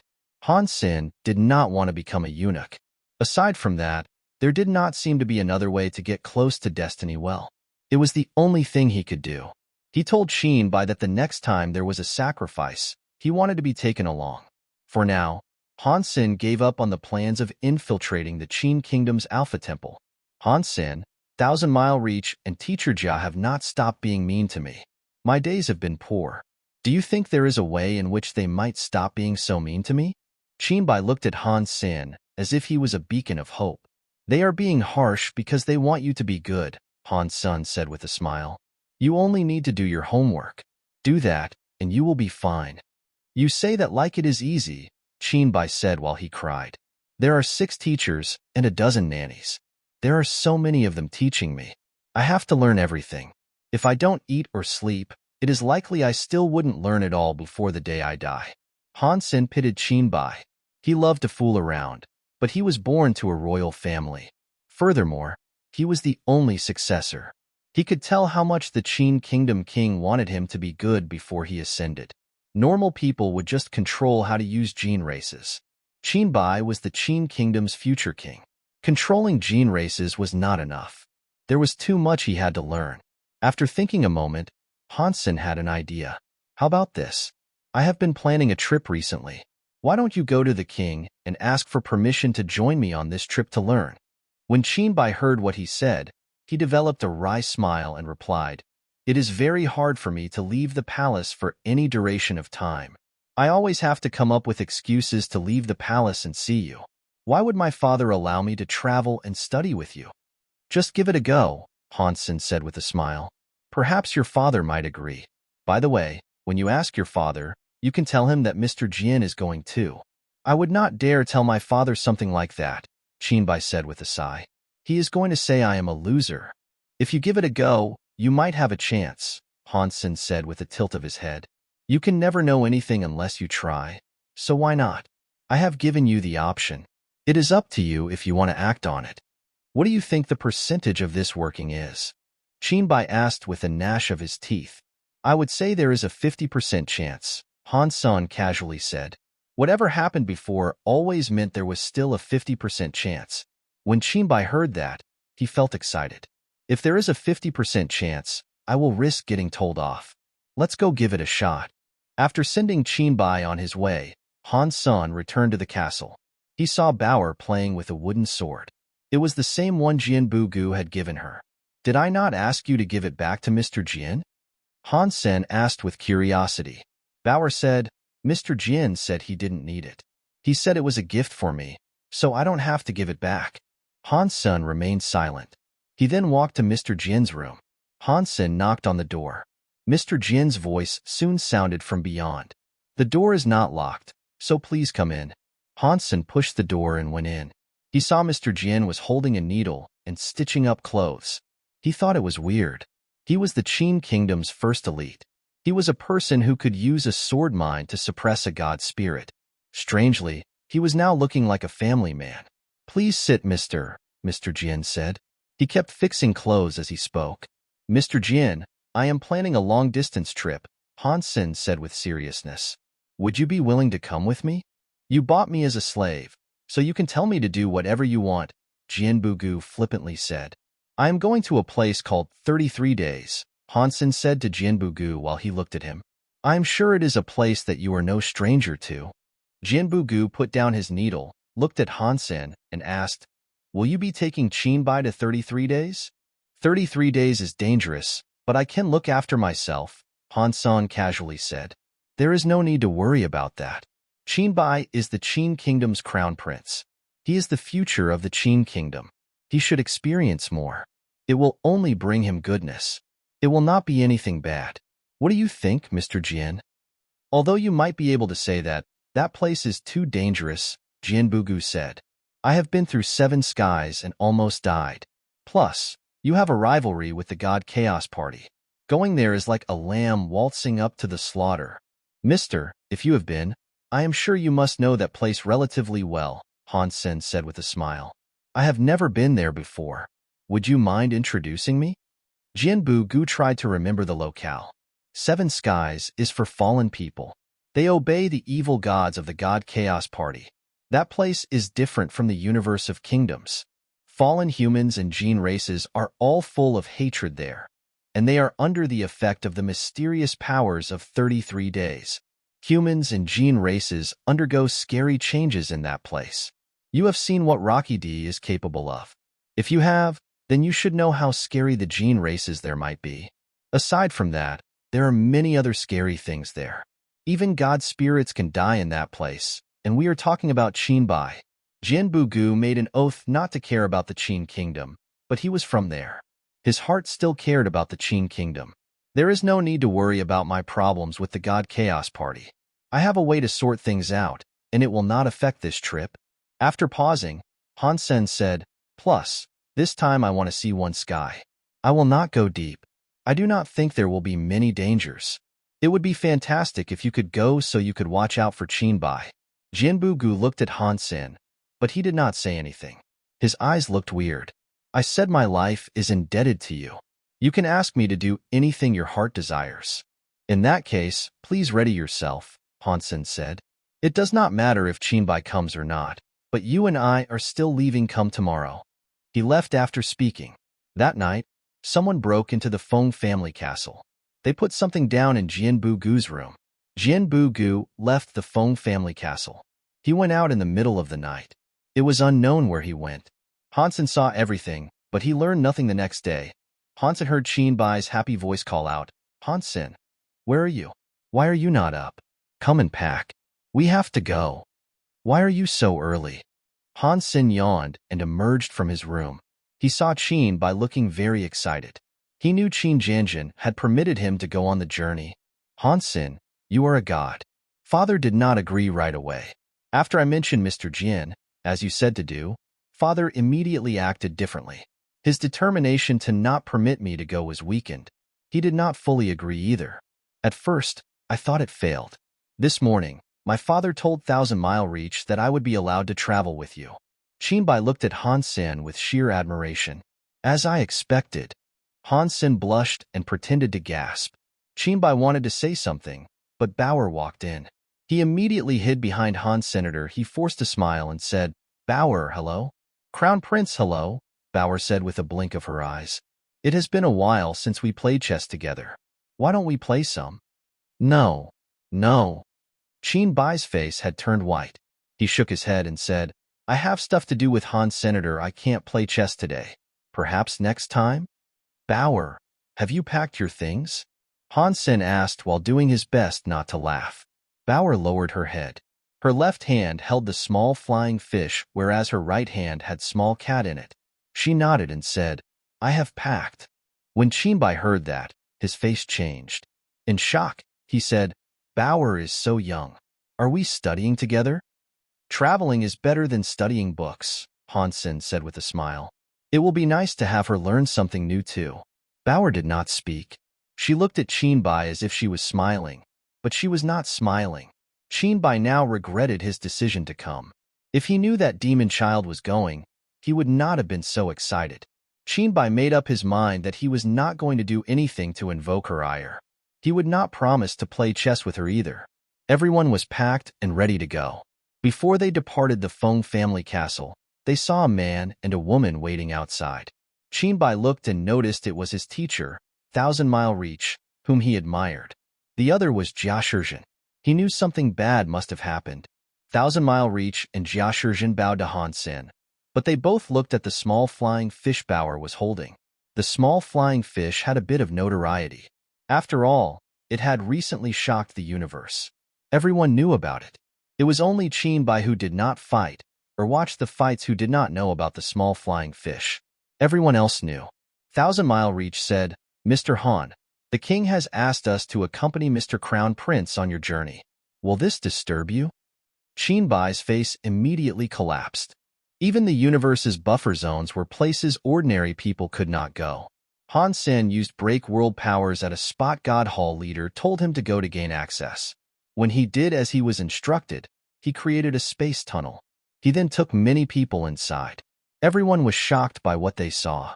It was so huge that one could not imagine it. All kinds of big, small, strange, and weird weaponry were strewn about all over the place, including knives, lances, swords, halberds, axes, onos, hooks, tridents, arrows, shields, knives, hammers. They were looking at a forest of weapons that reached far into the distance. It was further than the eye could see. The whole place was full of weapons. There were knives so big that they were like little mountains. There were some godly lances high up in the sky that could easily kill. There were rotten knives and swords. There were bronze, steel, wood, and stone weapons. The weapons were made from all sorts of materials, had countless types of textures, and were many different shapes. Jia Shizhen and Thousand Mile Reach had heard stories about this place. This was the first time they had seen the place. Jia Shizhen was utterly flabbergasted. The legends claim the first sky is Soldier Knife Sky. It is heaven for weapons. It is true. Thousand Mile Reach looked at the ocean of weapons with shock and sighed. Qinbai did not look overjoyed on the way there, but he was now looking surprised. He asked, "Are the weapons here real? Can you kill people with them?" Thousand Mile Reach said, 33 days is better than the universe because this place is not hampered by the rules of the universe. You cannot use the rules and theories of the big universe to explain anything here. In Soldier Knife Sky, all the weapons are like the universe's flowers, grasses, trees, and woods. They have lives and souls of their own. Unless they are willing to follow you on your departure, they will become dust if you try to force them out.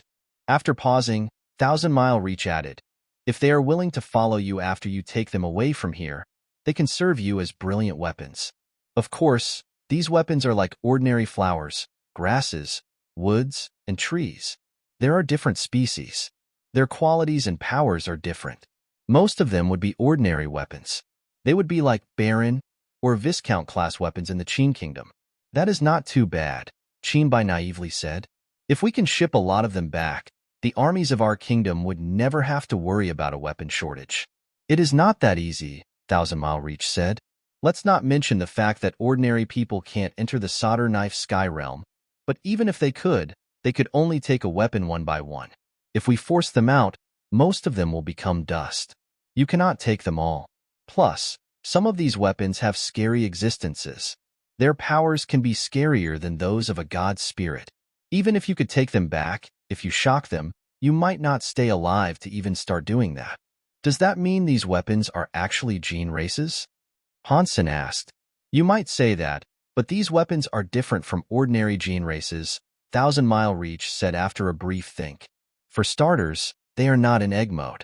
They cannot have a god spirit mark. They are only half weapons and half gene races, so they cannot move by themselves. Even while they are asleep, they will only wake up when pulled. Out. Point 11. If I can pull out a weapon that is as good as a god spirit, does that mean we can have a god weapon?" Qinbai was showing a lot of interest. He looked at the weapons around him. He seemed to really want to give it a go. "If you can get the approval of a weapon, that can work," Thousand Mile Reach said with a streak of seriousness. "It would be best not to try that. If you do not get the approval of a weapon and pull it out, it might result in a fighting scene. If you lose, It will self-destruct and turn into dust. It won't allow itself to be used by people. I see. Qinbai shrugged and gave up the whole idea of obtaining a new weapon. God weapons were great, but Qinbai did not think they were anything fun. He had some at home already, so there was no need for him to risk his life for any of these. Han Sen did not say anything. He looked around. He was quite interested in the weapons he saw. If there was a powerful weapon that was like a god's spirit, he would not mind pulling some out to try. The weapons were all asleep. One could not tell if one was good, or if one was bad from their image alone. On top of that, there were too many of them. He could not go and check out all of them. If he wanted to try and do that, he'd die of old age. Bower's interest was far greater. She ran to a little gem-like sword that was sunk into the ground. She reached her hands out to pick it up. Careful! 1,000-mile reach, and Jia Shizhen exclaimed with shock. When Bower pulled out the emerald short sword, the emerald short sword made a crunchy sword sound. It flew from Bower's hands. 1,000-mile reach, and Jia Shizhen felt nervous. They were going to save her, but they recognized the small flying fish and knew how strong that little critter was. Still, they did not think Bower, who was just a kid, possessed that much power. If the small flying fish did not react next to Bower, she would be in danger. Before they could move, they heard Bower say, "Turn around." The small, emerald sword listened to her. It circled Bower and drew a circle for her. Bower thought it was very funny. She waved at the green, gem-like short sword that was flying around. She was having a lot of fun with it. She behaved like it was not that fun. Bower was holding the emerald short sword in one hand. It looked like it had many pieces of broken emerald all over it. She pulled them all out. Suddenly, there were 30 to 40 emerald short swords. 1,000-mile reach and Jia Shizhen were shocked. They wanted to stop her, but Han Sen did not say anything. They bit their tongues and did not say what they wished to. The way she was pulling them out made it seem that if there was one emerald short sword that did not listen, Bower would be in danger. They were prepared for something to happen, so they were ready to save her at any moment. The emerald short swords all adhered to Bower's will. None of them rejected her. After Bower pulled them all out, all the emerald short swords listened to her commands. They turned into a human shape. Next, they formed the shape of the Chinese character 4 big. They flew around in the air like soldiers learning a formation. Qinbai thought this was really funny. He thought, it looks like 1,000-mile reach is just bluffing people. Bower has pulled out so many, yet she is fine. All of these things must be really easy to pull out. I am going to get one. Qinbai watched the group of emerald short swords being controlled by Bower with ease. It was funny. He could not help himself from trying to do the same. He looked around and thought about which would be best for him to pick up. Mr. Crown Prince, you have to be careful, 1,000-mile reach quickly said. I know, Qinbai said in agreement. He did not keep it in mind. He locked onto a 3-foot-long diamond great sword that was taller than him. Qinbai thought, Bower is so small, so it makes sense that she draws short swords. I am a crown prince. I need a big one to look cool. He walked toward the diamond great sword. Mr. Crown Prince, let's summon a gene race to protect your body before you draw the sword of your choice. 1,000-mile reach and Jia Shizhen did not delay. One went left and one went right. They followed Qinbai, ready to save him the moment he needed to be saved. There is no need. Qinbai walked up to the big sword. He reached his hand out to touch the sword's grip, but it was too high. After he touched the handle, he could not use any strength. Seeing that the big great sword had a blunted blade, Qinbai used his body to hold the sword and pull it. The scared 1,000-mile reach and Jia Shizhen knew that with this kind of pulling, assuming the great sword did not approve of Qinbai, it would attack Qinbai's body. He would not be given any time to react. The two of them wanted to stop that from happening, but Qinbai had already pulled the diamond greatsword out. Suddenly, there was a buzzing sound. The great sword exploded with a sharp sword light. It broke Qinbai's armor, dyeing his armor with blood. Jia Shizhen's reactions were blisteringly quick. She fired out a lightning-like sword light to send the great sword flying away. 1,000-mile reach flew and grabbed Qinbai. He immediately examined Qinbai's wounds. Fortunately, Jia Shizhen's reactions had been fast enough. Before the great sword could strike Qinbai's ribcage, It had only damaged his skin. Jia Shizhen unleashed another sword light to cut the diamond greatsword in half. After the diamond greatsword was broken, it self-destructed. It turned into a mushroom cloud until it fizzed away into dust. If Jia Shizhen had hit the great sword while Qinbai was holding it, it would have blown Qinbai into dust. Qinbai's eyes were open wide. He looked at his chest, which was bleeding profusely. He only now realized what had happened. He felt pain and said, "Ow, it is hurting like hell." Qinbai had never felt pain this severe before. It made his eyes bring on the waterworks, which also made his nose snotty. Thousand Mile Reach summoned a healing power gene race to heal Qinbai. "Mr. Crown Prince, it is only a small wound. There is no need for you to shout this much." Han Sen squatted down next to Qinbai and heartily laughed. "You are not the one who is hurting, so, of course, you don't feel hurt." Qinbai responded through the wails and tears. Han Sen laughed but did not reply. The wounds he had incurred were far worse than the likes Bai Qin had ever seen before. These wounds were nothing. Han Sen could not tell Bao Qin something like that. He smiled at him and said, "Right, if it was me, I would not touch the swords randomly either. I would not go and collect any without first getting a gene race. Mr. Crown Prince, you are way too brave. You are saying things to mock me," Qinbai madly said. Han Sen laughed. Bauer added, "You are brave, but you are also weak. You cannot even conquer a sword. You are a weak ass. Who said I cannot do it? I just missed. That's all." Qinbai was annoyed as he spoke. He wanted to get angry, but it was Bauer who was talking. So, he made himself sound weaker again. "You missed, huh? In that case, pick up a few more and let me see your true might."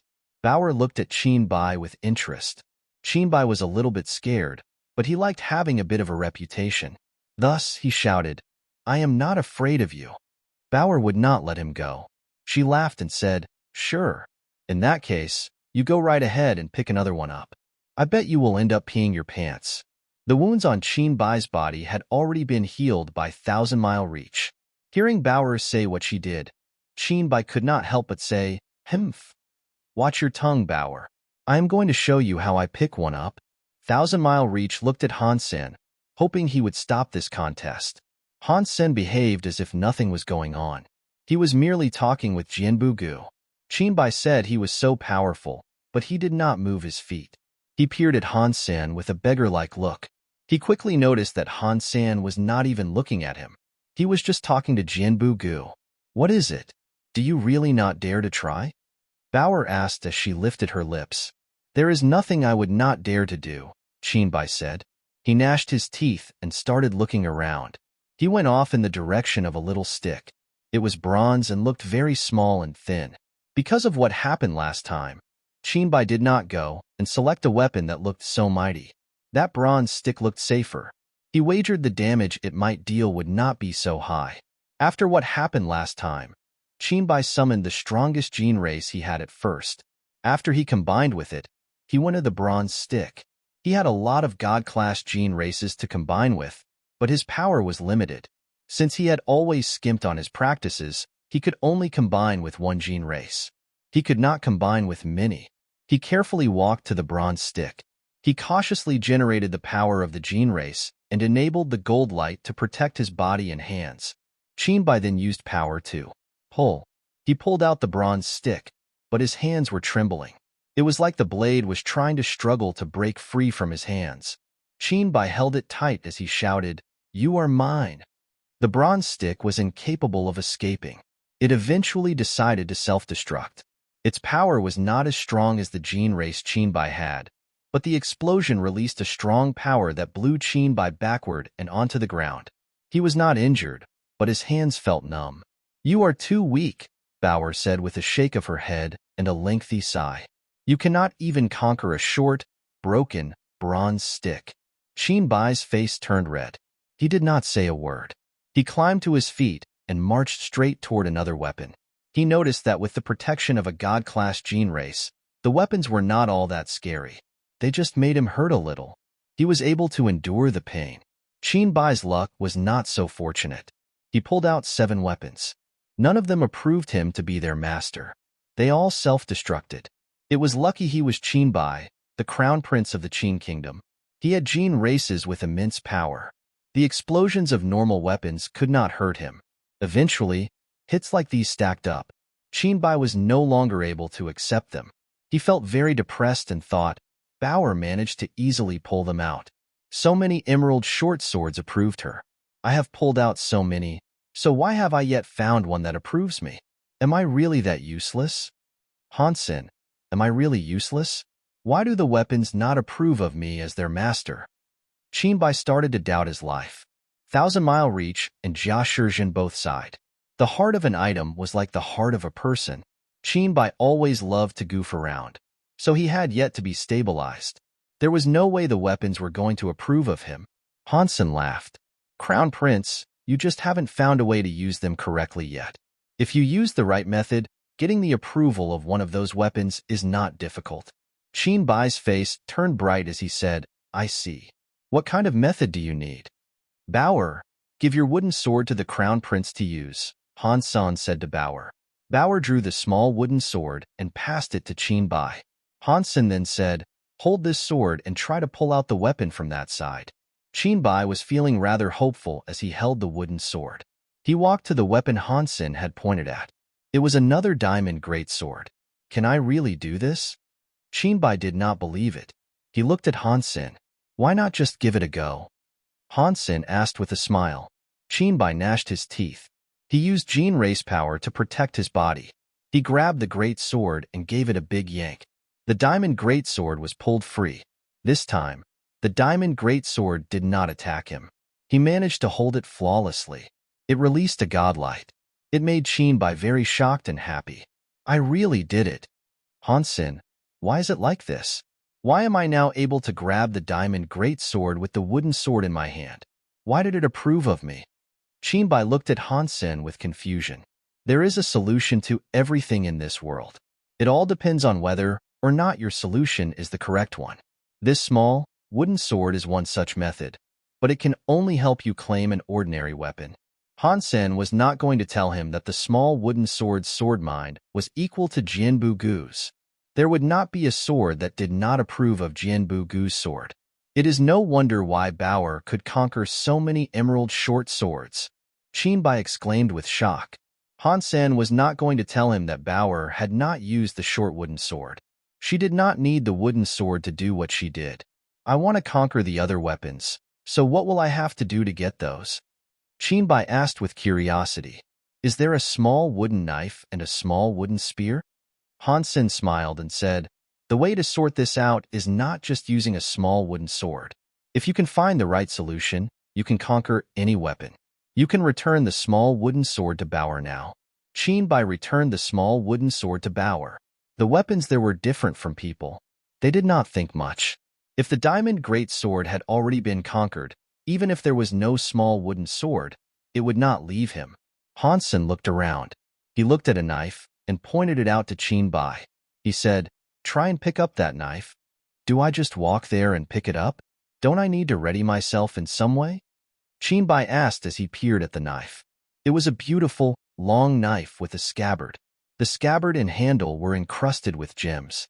It seemed to be brightly twinkling. It was very shiny. Nope, Han Sen said with certainty. You don't need anything. You just need to go over there and pick it up. I promise you it will obey. You.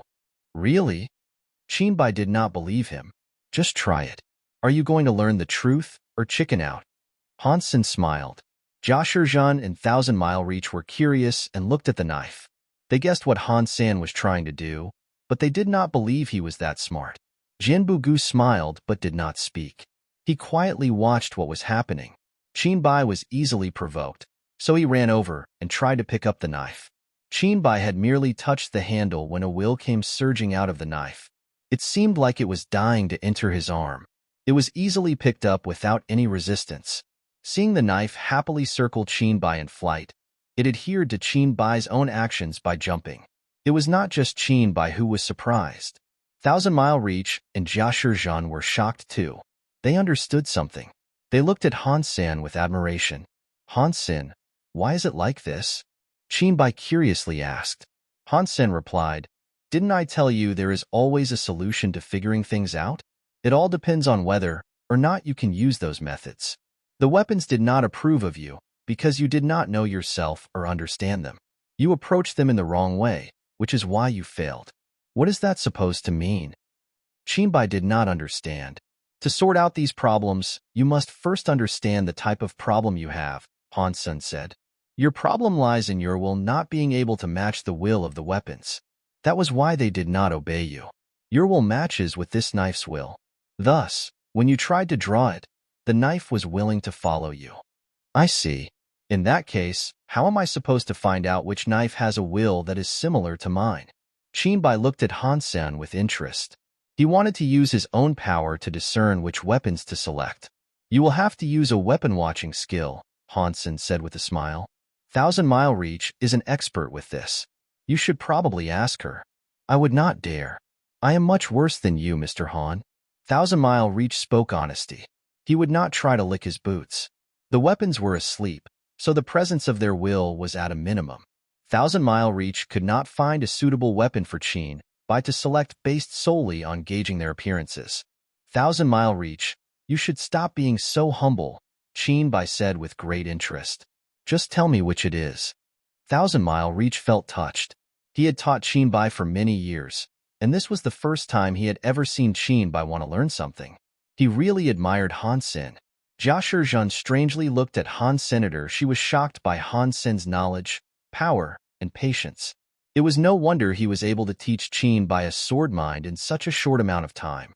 Jia Shizhen thought, it is no wonder why Mr. Jin is so willing to follow him. Han Sen is very peculiar. Thousand Mile Reach kept walking, explaining the foundation of weapon-watching skills to Qinbai.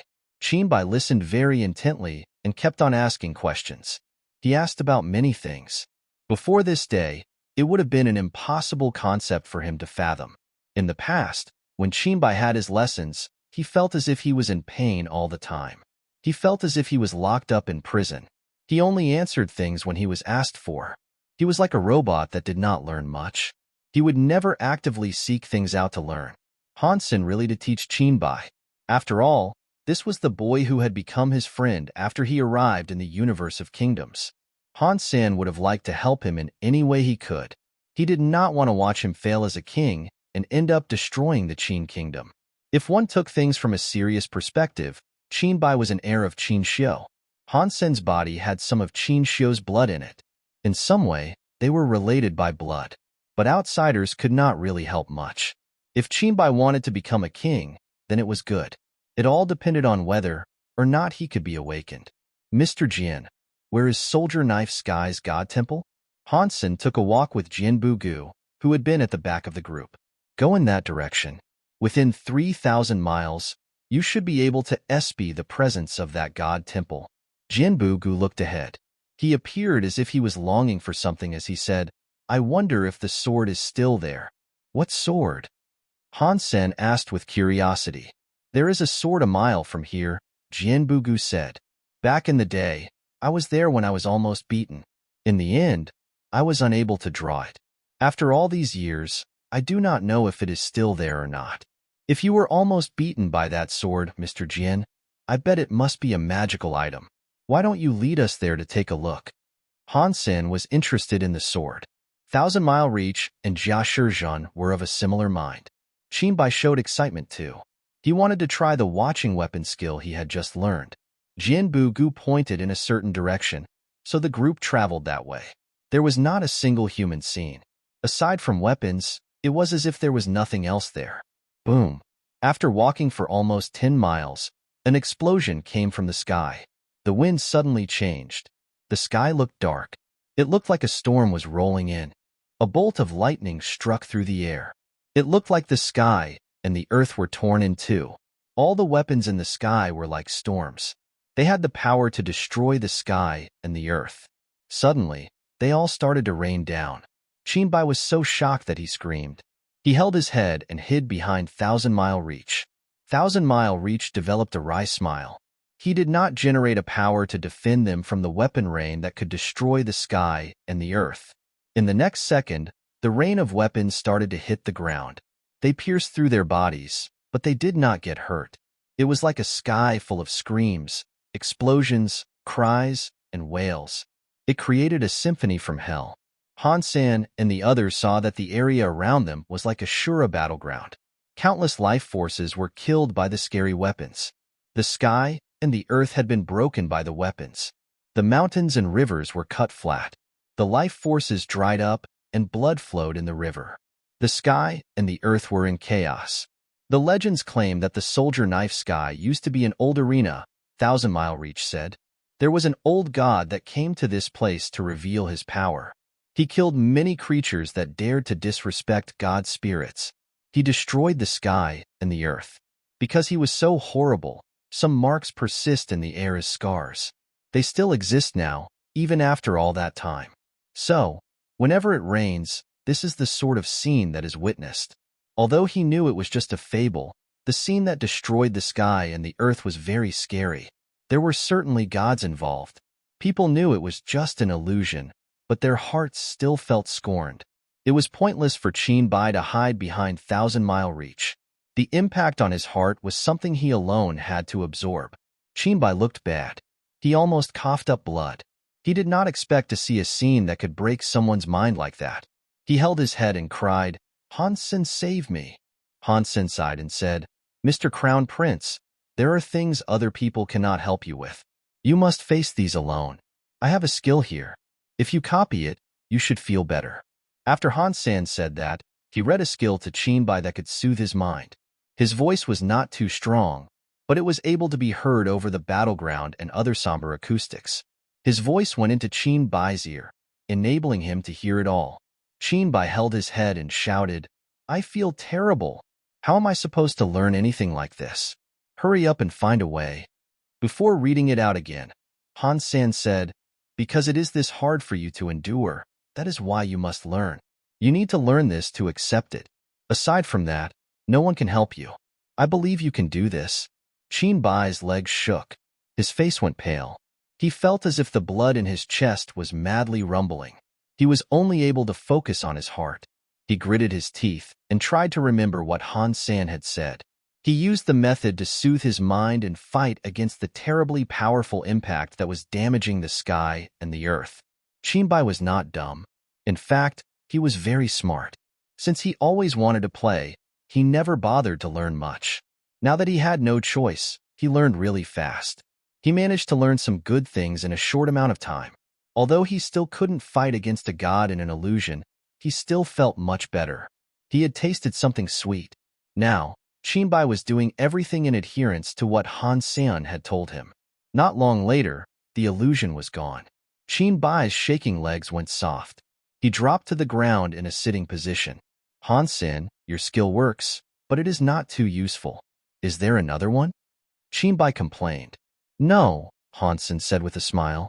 "If you think it is useless, it is because you have only just learned it. In a while, it really will become useful." "Mr. Han is correct," 1,000-mile reach said. "Mr. Crown Prince, you should practice it some more. In Soldier Knife Sky, there are always some old battle scenes. Sometimes, they can last hours." When Qin Bai heard that, his face turned bitter. "If I knew that, I would not have come along. Han Sen, you tricked me." Han Sen loudly laughed. "It is kind of difficult, but don't you also think it is rather interesting? You have always lived in the palace and never seen things like this. When you go back home, if the officers say you are ignorant and young, you can ask them if they have ever been to the Soldier Knife Sky. After that, ask them who is more ignorant." When Qin Bai heard that, his face turned bright. He was sick and tired of hearing people call him young and ignorant. Whenever he made a mistake or wanted to do something, the officers would tell Qin Jin. The word they most often used was ignorant. After hearing those two words, Qin Bai felt like punching a wall. In its totality, what Han Sen had said made sense. Those officers eat well and wearing nice clothes at home all day, Qin Bai madly said. "And me? I have been to this dangerous place. They would not dare to call me young or ignorant after these trials." Han Sen knew that matter how much Qin Bai went through, the officers would still call him ignorant and young. There was a difference between being really ignorant and not actually being ignorant. It was always good to experience something new. Han Sen, Hurry up and tell me more about the skill that I must practice. Qinbai couldn't wait before asking for more. Although when Qinbai did things his interest did not last long, in the soldier knife sky, he knew he absolutely had to. Otherwise, if this scene happened again, he would have to suffer again. In fact, most ordinary people were like Qinbai. If they were not pushed into a corner, they would never notice the true strength they had inside them. This was why traveling was better than studying books. By studying books, one could get lazy. One could not be lazy on a trip. When one encountered trials and issues, one had no choice but to sort them out. If one did not overcome one's problems, the punishment would quickly ensue. Han Sen kept slowly teaching the skill to Qinbai. The skill was not a Geno art. It was just a skill to reinforce one's mind. It could work in any world. Qinbai tried his hardest to learn it this time. 1,000-mile reach and Jia Shizhen nodded. They thought the king had made the right choice. If Qinbai had not been given the chance to experience all this, he would have never become someone mature and suited to the palace. He was not like ordinary princes. He was the king's only son. Qin Jinjin only had him for a son. There was no pressure, so the whole palace favored him. He had never been tricked, so his development had been slow. They admired Han Sen, too.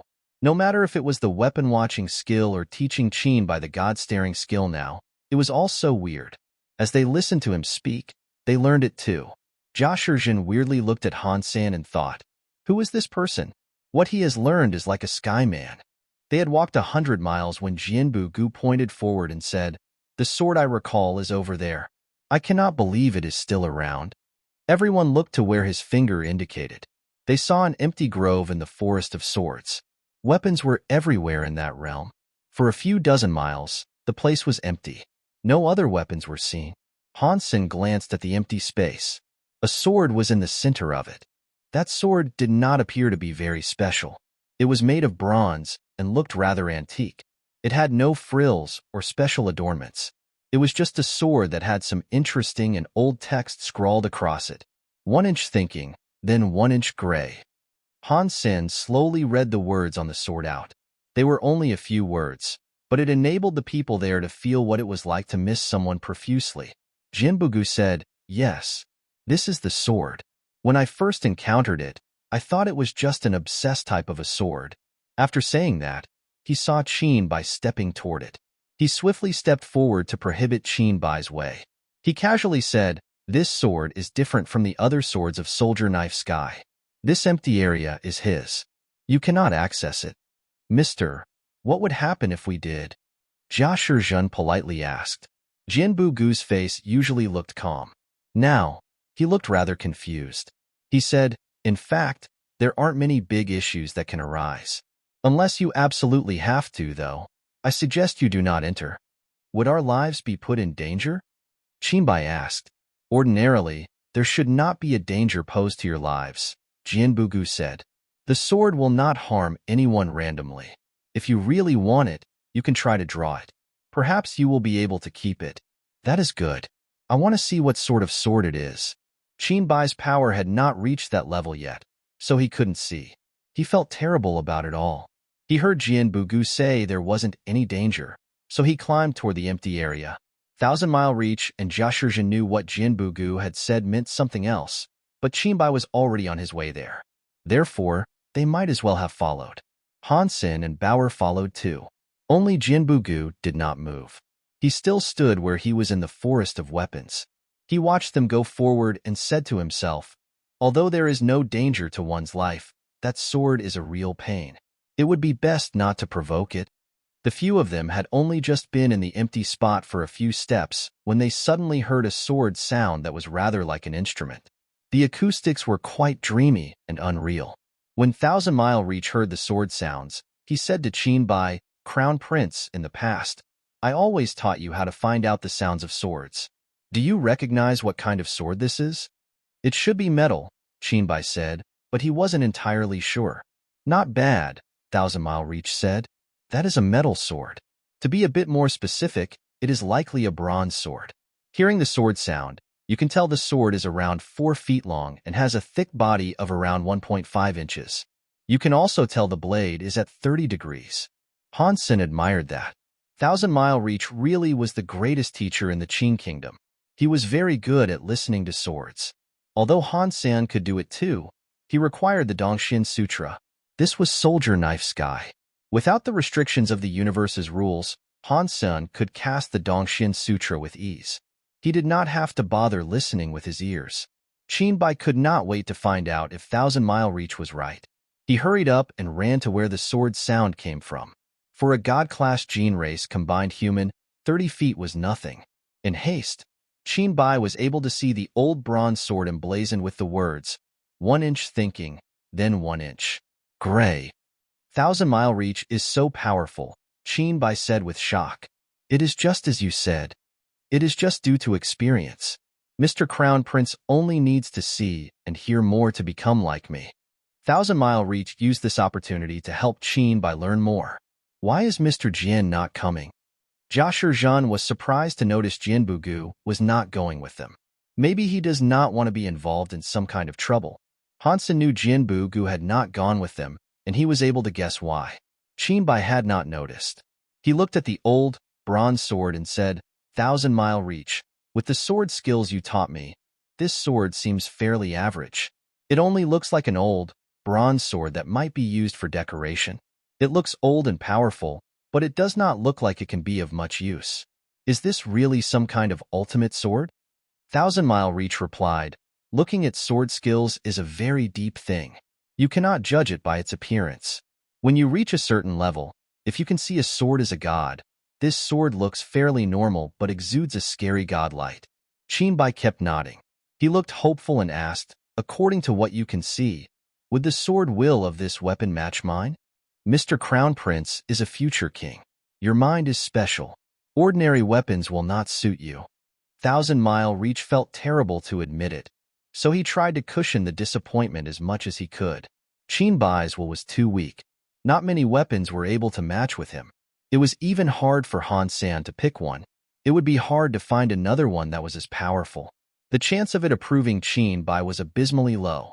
Although Thousand Mile Reach said it in a roundabout way, Qin Bai was not stupid. He was able to understand him and fairly disappointed as a result. Thousand Mile Reach, will you match with this sword? Qin Bai asked. Regarding that, I would have to give it a go. A god sword like this was not something Mr. Jian was able to take, so I do not think I can. Thousand Mile Reach said that, but he still had a budding hope. What if he did match with the sword? This was a sword Jian Bugu was unable to take. If he was able to tame it, that would be quite glorious. In that case, why don't you give it a go? Qin Bai could not take the sword, but he still wanted to see how amazing that sword was. Why don't we let Mr. Han try it first? Thousand Mile Reach politely offered. When Han Sen heard him say that, he knew the teacher still wanted it. He smiled. Why don't you go first, Thousand Mile Reach? I don't use swords often anyway. Thousand Mile Reach offered it to Jia Shizhan, but she was indifferent. So, Thousand Mile Reach approached the sword.